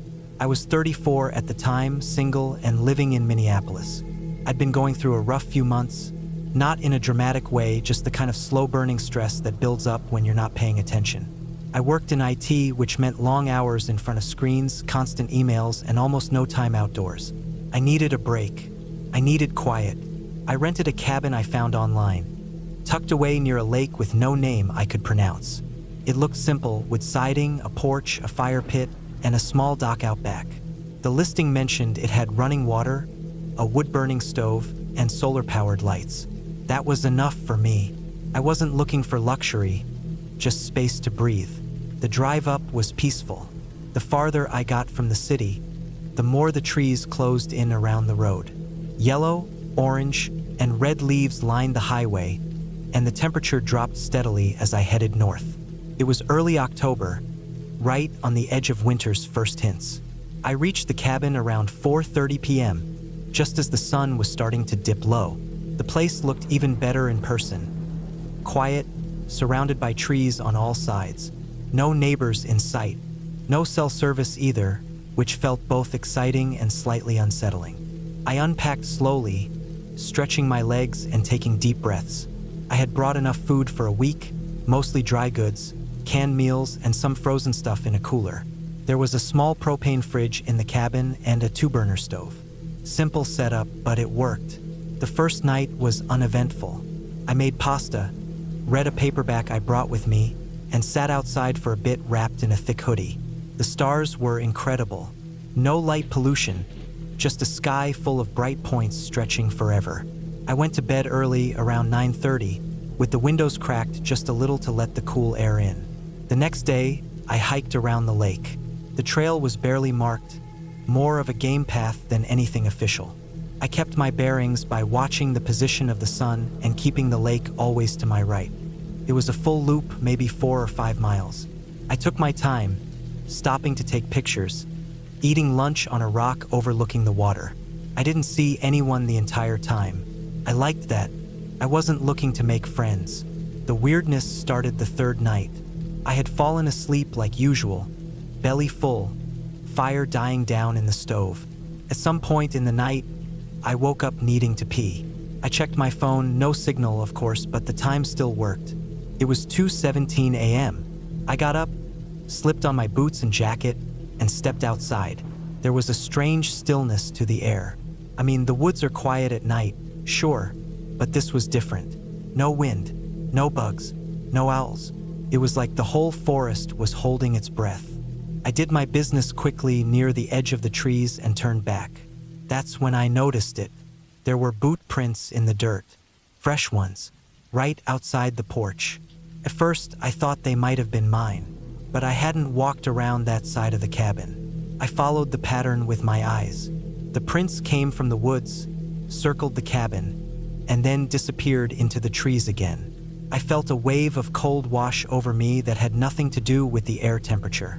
I scanned the woods, heart pounding, but I couldn't see anything. I told myself it was probably a hunter, maybe someone scouting, though I hadn't heard a gunshot since I'd arrived. I went back inside and locked the door. I pushed the small wooden table in front of it too, just in case. It took a long time to fall asleep again, and when I did, my dreams were jagged and full of half-formed threats I couldn't remember when I woke up. The next morning, I checked the prints again. They were still there, still fresh, definitely not mine. I spent most of that day inside, reading and glancing out the window every few minutes.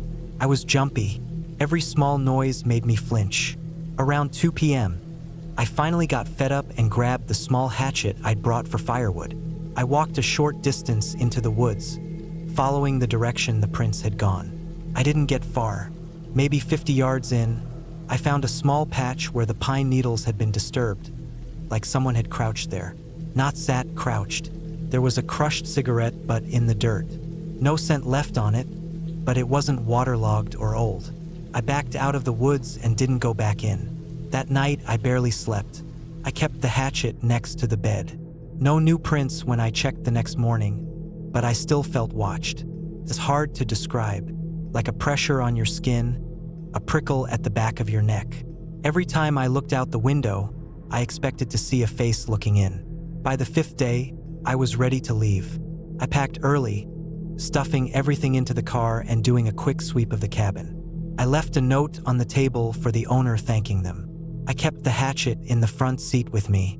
About 5 miles from the cabin, on a narrow stretch of road surrounded by trees, I saw a parked pickup truck half in the ditch. It looked old, beat up, gray primer over rusted panels. The driver's door was open, but no one was around. I slowed down but didn't stop. My gut told me to keep going. 10 miles later, I saw the same boot prints again, on the shoulder of the road in the dirt. That was when I started to panic a little. I wasn't imagining it. Someone had been out there, watching, waiting, and maybe they knew I was leaving. I didn't stop until I hit Duluth. I pulled into a gas station, locked the car, and sat inside for 15 minutes with the engine running. Only after a hot coffee and the sight of other people did I start to relax. I never reported it. What would I say? That someone stood near my cabin? That I found a cigarette and some footprints? It wasn't a crime, just creepy.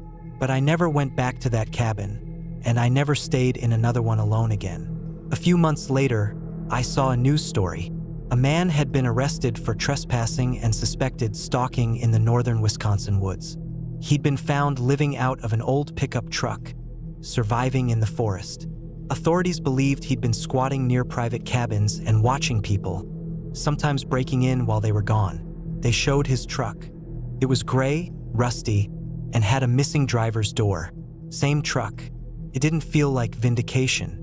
It just felt like confirmation. I had been watched. I had been followed. I don't take solo trips anymore. The quiet isn't worth it. And even now, when I walk alone, I still glance over my shoulder, just in case.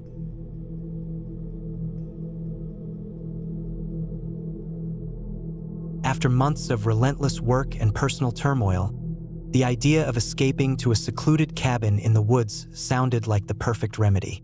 No emails, no phone calls, just me, nature, and the silence I craved. I found a listing online for a rustic cabin nestled deep within the forests of northern Minnesota. The photos showcased a quaint wooden structure surrounded by towering pines, a serene lake nearby, and the promise of solitude. I booked it for a week in early October, hoping to catch the tail end of the fall colors before winter set in. Day 1, arrival. The drive was longer than anticipated. As I ventured deeper into the wilderness, paved roads gave way to gravel, and eventually, dirt paths barely wide enough for my car. The GPS lost signal an hour before I arrived, but the owner had provided detailed directions. I finally reached the cabin just as the sun began to dip below the horizon. How to describe surroundings in your horror story. The Horror Tree, https://how-describe-surroundings-in-your-horror-story/question mark UTM_source=chatgpt.com. It was charming in its simplicity. A single-story structure with a small porch, a stone chimney, and windows that reflected the golden hues of the setting sun. The air was crisp, carrying the scent of pine and damp earth. Inside, the cabin was modest. A combined living and kitchen area, a bedroom, and a bathroom. There was no television, no internet, and limited cell service. Perfect. I unpacked, lit a fire in the hearth, and settled in with a book. The silence was profound, broken only by the occasional crackle of the fire and the distant hoot of an owl. Day 2, settling in. I woke to the soft light filtering through the trees and the gentle lapping of the lake against the shore. After breakfast, I explored the surroundings. The lake was pristine, its surface mirroring the vibrant tapestry of autumn leaves. I spent the day hiking, taking photos, and breathing in the tranquility. That evening, as I prepared dinner, I noticed something odd. A single muddy footprint on the porch. It was large, likely from a boot, and pointed towards the door. I hadn't noticed it earlier, but perhaps I had missed it. I brushed it off, attributing it to my own oversight. Day 3, unease. The next morning, I found another footprint, this time near the back window. Again, a single print as if someone had stood there watching. The ground was damp from overnight dew, making the print distinct. A shiver ran down my spine. Writing advice. 6 steps for crafting a spookier setting. https://www.kellybone.com/single-post/writing-advice-6-steps-for-spookier-setting?ChatGPT.com. How to write a horror story. 12 tips for writing a horror story. Writer's Gig blog. Writer's Gig blog. https://blog writersgig.com/how-to-write-a-horror-story/question mark UTM_source=ChatGPT.com. I rationalized it. Perhaps a hunter or hiker had passed by. Still, I decided to be cautious. I checked the locks, ensured the windows were secure, and kept the fire going for comfort. That night, I struggled to sleep. Every creak of the cabin, every rustle of leaves outside, set my nerves on edge. Around midnight, I thought I heard footsteps outside, soft and deliberate. I held my breath, straining to listen, but the sounds ceased. Eventually, exhaustion overtook fear, and I drifted off. Day 4, discovery. Determined not to let paranoia ruin my retreat, I ventured out for a longer hike. The forest was dense, the canopy filtering sunlight into dappled patterns on the forest floor. As I walked, I stumbled upon a makeshift campsite. A fire pit surrounded by logs, a tarp strung between trees, and remnants of food wrappers. It looked recently used. I felt a mix of curiosity and apprehension. Was someone else camping nearby? I called out, but only the forest answered. I decided to head back, marking the path to revisit later.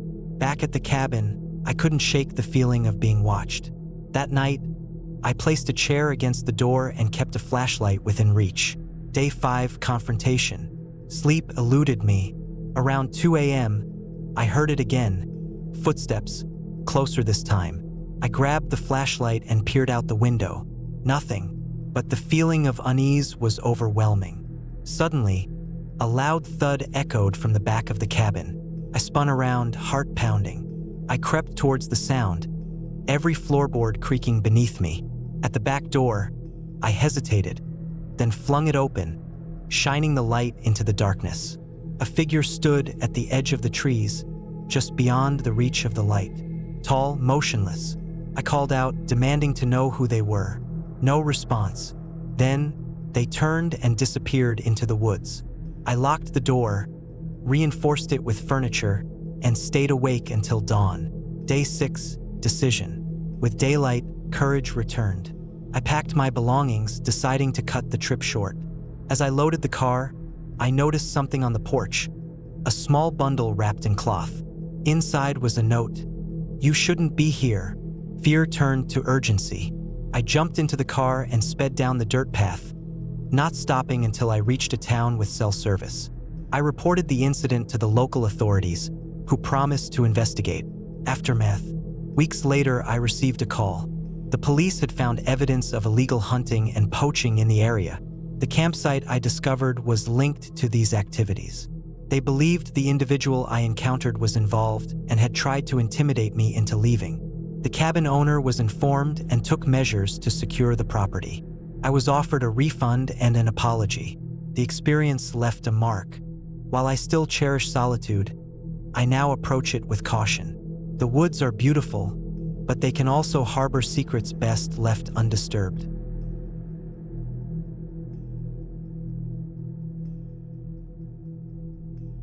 I was 39 when I took a trip I didn't really want to take. It was the summer of 2018, and I had just gone through a pretty rough patch at work. I was managing logistics for a small distribution company in Nebraska, and after a string of back-to-back warehouse delays and supplier mistakes, my boss basically forced me to take some time off before I burned out completely. I didn't argue. I hadn't taken any real time off in almost 3 years, and I could feel my nerves were getting raw. My brother, Dan, suggested I get away from the city, maybe stay somewhere quiet for a while. He had a friend who owned a remote cabin in northern Minnesota, not far from the Canadian border, and after a few phone calls and some planning, I was packing up my truck and heading north. The cabin was deep in the woods, a little over 20 miles from the nearest town, and it sat on a small piece of land near a lake called Bear Hook. I had never heard of it, but when I searched the area online, it looked peaceful and isolated, just what I needed. The drive from Lincoln to the cabin took nearly 10 hours with all the stops, and by the time I got there, the sun was already starting to drop behind the trees. The road turned to gravel about 5 miles out, then narrowed to a single dirt track that wound through thick woods. No phone reception, no nearby houses, just trees, birds, and the sound of my tires crunching slowly over dirt and stones. When I first pulled up to the cabin, I was surprised at how well kept it looked. It had a fresh coat of paint, a clean metal roof, and a small porch out front with a couple of wooden chairs. The place wasn't big, just one story with a loft overhead, but it had power from a small generator out back and a well pumped for water. Inside, it had the bare essentials: a bed, a small kitchen with a propane stove, and a bathroom that thankfully had a working toilet and shower. It was rustic but not run down. I unloaded my bags, brought in some groceries, and spent that first night just listening to the woods. It had been a long time since I'd heard true silence. No traffic, no voices, no city sounds. Just the occasional crack of branches or rustling of leaves. I sat on the porch until it got too dark to see anything, then turned in early. The air was cool, and even though the mattress was a little stiff, I fell asleep quickly. The first few days were exactly what I needed. I went for long walks through the woods, spent time reading on the porch, and made simple meals for myself. I'd brought a couple of paperbacks and a small notebook, and I jotted things down every day, just thoughts. Really, no deep journal entries, just what I saw, how I felt, the temperature, little things like that. I kept to a routine. Wake up at sunrise, make coffee, hike or explore, come back in the afternoon, maybe fish a little off the dock by the lake. I didn't catch much, but it didn't bother me. I wasn't there to fish. Around the fourth day, I started noticing things that didn't feel right. It wasn't anything obvious, just small details that didn't line up. One morning, I found my coffee mug on the porch floor when I was sure I'd left it on the kitchen counter the night before. Another day, I returned from a hike to find the front door cracked open. I told myself it might not have latched properly. I was trying not to overthink things, but I started double-checking everything. Door locks, window latches, even my bags. By the sixth day, I was having trouble sleeping. I'd lie awake, listening. There was something out there. I couldn't say what exactly, but the sounds at night had changed. It wasn't just the usual snapping branches and breeze through the trees. I started hearing movement, soft steps on dry leaves, the faint thud of something heavy shifting nearby. At one point, I got out of bed and looked through the window facing the lake. I didn't see anything, but the hairs on my arms were standing up like I was being watched. That night, I brought my flashlight and a hatchet with me to bed. Felt stupid, but I needed something. The next morning, I found fresh footprints in the dirt near the back of the cabin. Not mine. These were bigger, wider, and deeper, like someone had been walking slowly around the cabin. I followed them for a few yards until they disappeared into the trees. I stood there for a long time, staring into the woods, wondering if I should leave. But I stayed. I don't know why. Maybe I didn't want to feel like I was running away. Maybe I thought I was imagining things. I started doing perimeter checks every morning and evening. I even tied a small piece of fishing line across the trail near the cabin as a kind of tripwire. I told myself it was just for peace of mind. On the 8th night, something woke me up. I didn't hear a sound, not at first. It was just this tight feeling in my chest, like something wasn't right. I got up quietly and moved to the window. It was dark, no moon, and I couldn't see much. Then I saw a shape move between the trees. It was tall, upright, and slow. I ducked down and held my breath. My heart was pounding so loud I thought it might give me away. I stayed down for almost half an hour before I dared to peek again. The shape was gone. The next morning, I found the fishing line snapped. Whoever or whatever it was had come back. I started packing right then, threw everything into my bags, loaded the truck. I kept looking over my shoulder, waiting to see someone step out from the trees. But no one came. Just as I was about to drive off, I heard a rustling behind the cabin. I turned and saw movement near the edge of the trees. I didn't wait, I started the engine and floored it down the dirt road, tires spinning in the gravel. I didn't stop until I hit the highway. I checked into a small roadside motel that night, locked the door, pushed a chair under the knob, and left the TV on. I couldn't shake the feeling I'd been watched for days, maybe even followed. I didn't sleep much. Back home, I didn't talk about it right away. I told Dan the cabin was great, but didn't go into details. Weeks passed before I finally told him about the tracks, the sounds, the figure. He didn't laugh, but he looked worried. Said his friend hadn't been back there in years. A few months later, I heard on the news about a missing person case not far from Bear Hook Lake. A hiker, never found. Something in me went cold. I never called the authorities. I didn't think I had anything useful to tell them. Just a feeling, some footprints, a snapped tripwire. But I've never gone back into the woods alone. I never will. And I've never again felt the kind of silence I did that week. Sharp, heavy, almost alive. I went to that cabin to get away, to rest, to find peace. What I found instead was something I still can't explain. Not ghosts or monsters, just something real, something human, maybe. Something that shouldn't have been there. That trip changed the way I look at being alone. There's a comfort in solitude, but there's also danger. Sometimes it's not what you bring with you that matters. It's what's already out there, waiting, watching, knowing you're alone.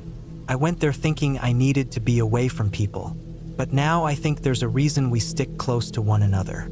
Safety doesn't always mean silence. Sometimes the quietest places are where the loudest threats live.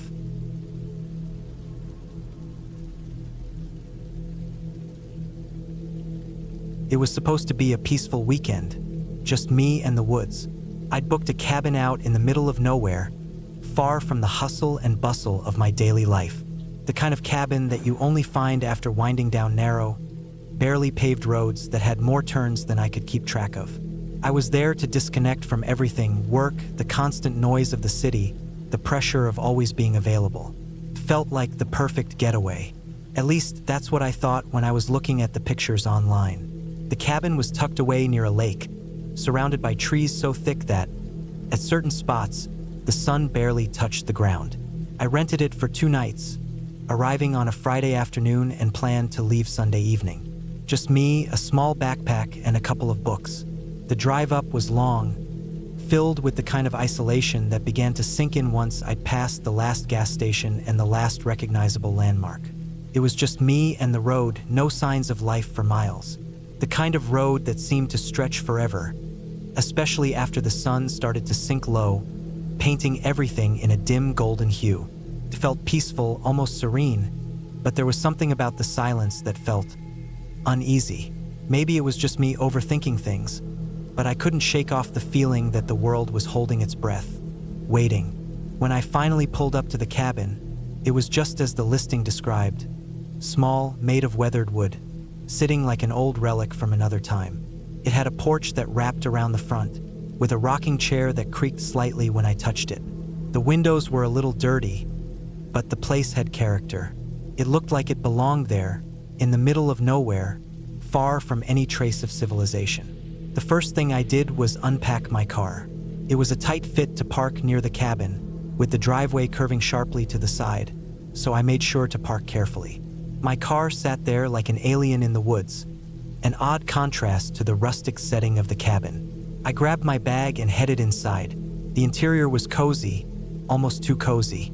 The scent of old wood and something faintly musty filled the air, but in a way, it was comforting. The floorboards creaked under my feet, the kind of creak that made you feel like the cabin had a story to tell, if it could speak. A fireplace sat in the corner of the room, and the walls were lined with old furniture. Chairs, tables, a faded couch that looked like it had seen better days. It felt like something out of an old movie, the kind where the characters are always a little too comfortable in the space they're in. But that's what I was hoping for, comfort and solitude. After setting my things down, I stepped back outside to take in the surroundings. The lake was about 100 yards away, hidden behind a cluster of trees. The sun was just beginning to dip beneath the horizon, casting long shadows over the water. It looked like the perfect place for a quiet evening. I decided to head down to the lake. The path to it was narrow, almost overgrown, but clear enough to follow. The sound of my footsteps on the leaves was the only noise that broke the silence as I walked. I remember feeling how strangely quiet everything was. No animals calling out, no rustling in the trees, not even the wind. It was almost like the air itself was holding still. When I reached the edge of the lake, I sat down on a large rock, my feet dangling just above the water. The place felt peaceful, the kind of quiet that seemed like it could settle into your bones. But as I sat there, a creeping unease started to settle in. I couldn't explain it at first. There was nothing overtly wrong with the place, but I felt something pressing down on me, like the weight of being too far from everything I knew. I shook it off, telling myself it was just the isolation playing tricks on my mind. After all, I had wanted to get away from it all. I spent a while by the lake, just staring at the water, letting my thoughts wander. It wasn't until the sun finally set that I decided it was time to go back to the cabin. The walk back was uneventful, but as I approached the cabin, I noticed something odd. The door, which had been shut when I left, was now slightly ajar. Just a crack, but enough to catch my attention. I froze for a second, staring at the door. I knew I had shut it. I was sure of it. Maybe the wind had blown it open, but there was no wind. The air was still, heavy with the kind of silence that makes you aware of every small movement. I took a slow step forward, then another. The door creaked as I pushed it open the rest of the way. Inside, everything seemed just as I left it. No signs of forced entry, no evidence that anyone had been inside. Still, the feeling didn't fade. I couldn't shake the sense that I wasn't alone anymore. I locked the door behind me and went about my evening routine. Making dinner, reading a book by the fire, but I couldn't shake that nagging feeling. Every creak of the floorboards, every shift in the air made me tense up, as if something was waiting just beyond my vision. After dinner, I decided to head to bed early, hoping that sleep would help me forget the unsettling feeling that had taken root in my chest. But sleep didn't come easy. The bed was uncomfortable, and every time I started to drift off, I would wake up, heart pounding. At one point, I thought I heard a noise, a soft scraping sound, like something dragging across the floor. I stayed perfectly still, listening, but the sound didn't come again. Maybe it was just the house settling, I told myself, but it didn't feel like that. I finally managed to fall asleep, but my dreams were strange. I dreamt of the cabin, only it wasn't the same as it was now. The air felt thicker, like I couldn't breathe. The walls were closing in, and I was running through the woods, through the trees until I reached the lake. And then, I woke up with a start, my body drenched in sweat, my heart racing. I lay there in the dark, trying to steady my breath, telling myself it was just a bad dream, but I couldn't shake the feeling that something was off. I reached over and grabbed my phone from the bedside table. The time read 3:15 a.m. There was no reason for me to be awake at this hour. The quiet was too deep, too oppressive. I decided I couldn't stay in the room anymore. I quietly got out of bed, careful not to make a sound. The cabin seemed too big in the dark.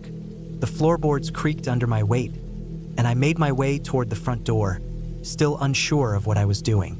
The outside air hit me like a rush of cold as I stepped onto the porch. The night was still, the stars visible overhead, but the sense of unease hadn't left. I walked around the cabin, my footsteps crunching softly in the gravel. I stood near the back, facing the tree line, feeling exposed, but I wasn't sure why. Something told me I should go back inside, but at the same time I felt drawn to stay outside, as if the cabin wasn't a safe place anymore. That's when I heard it, a low, distant sound, almost like a whisper. It came from the trees, too faint to make out. My heart skipped a beat, and I immediately spun around, looking back toward the cabin. I don't know why, but I felt like I needed to check inside, just to make sure everything was still okay. When I reached the door, I saw something that made my blood run cold. The door was open again, this time wide open. I hadn't left it like that. I was sure of it. Something had been inside. I stepped back, panic rising in my chest. What was going on? The silence around me grew deafening, the air thick with tension. I didn't know what to do. I stood there for what felt like hours, staring at the door, too afraid to step inside. The only sound I could hear was my own breathing, shallow and quick. I was about to turn around and run when I heard it. The sound of footsteps, slow and deliberate, coming from behind me. The hairs on my neck stood on end. I didn't dare look back. I didn't want to know. I ran. I didn't care where. I just needed to get out. The forest around me was dark, and the path I had walked earlier seemed different now, almost foreign. My heart pounded in my chest, my breath coming in ragged gasps as I stumbled through the trees, barely able to see. After what felt like an eternity, I found myself at the lake again. My legs were shaking, my entire body drenched in sweat. I stopped to catch my breath, my mind racing. I didn't know what had just happened. Was it real, or had I imagined it all? I turned back toward the cabin, but it was gone. Not in the way you'd expect. The cabin was still there, its outline just barely visible against the dark forest, but it looked wrong. It looked different. The windows were black, like empty eyes staring back at me. I didn't want to go back. Couldn't. I didn't know what had happened that night, but I wasn't going to stay to find out. I turned and ran, not stopping until I reached my car. I didn't even look back as I drove away, my hands gripping the wheel so tight my knuckles ached. I haven't gone back to that cabin since. Maybe it was all in my head. Maybe I was just tired. But every time I close my eyes, I can still hear those footsteps behind me, slow and steady, following me through the woods. I'll never know who or what was out there that night, but I'm not ever going back to find out.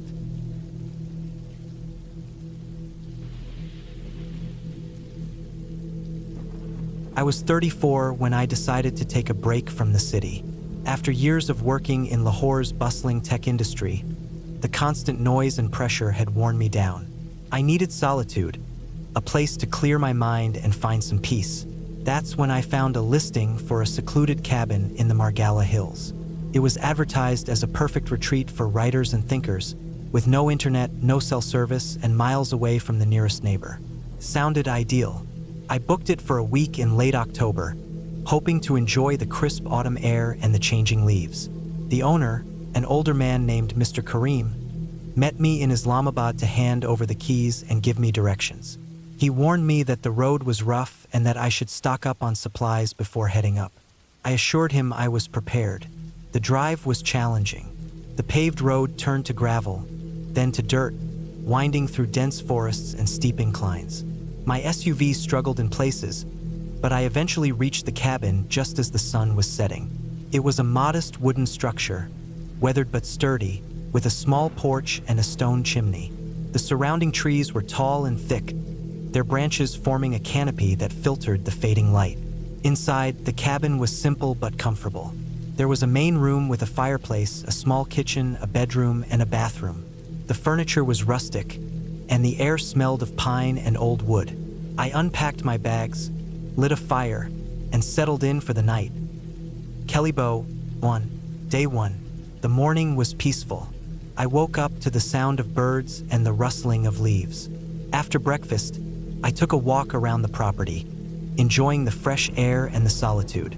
There was a narrow trail behind the cabin that led deeper into the woods.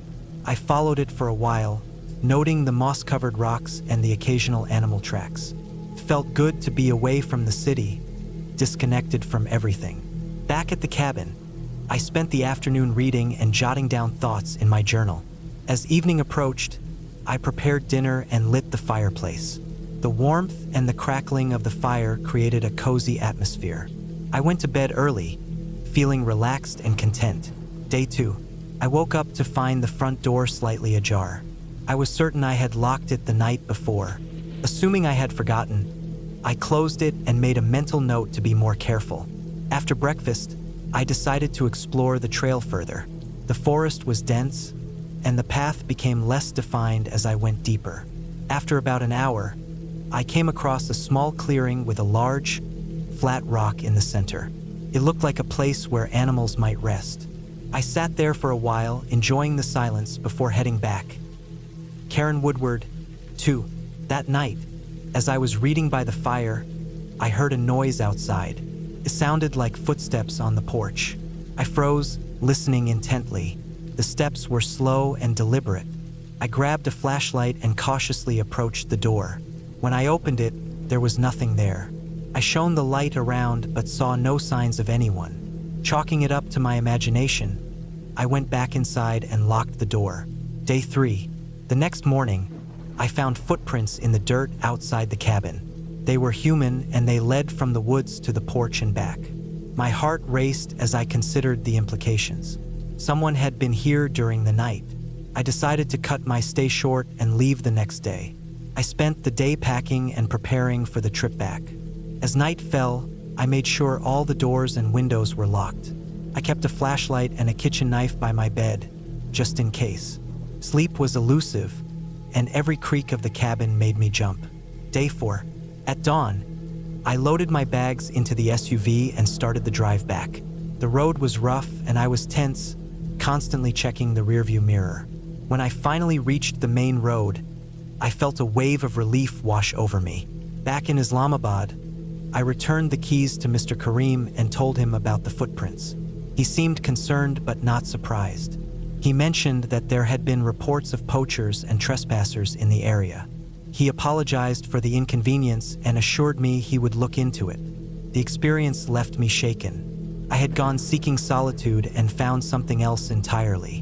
While I still value time alone, I now understand the importance of caution and awareness, even in the most peaceful settings. The cabin taught me that isolation can be both a refuge and a vulnerability. Kelly Bow, 1.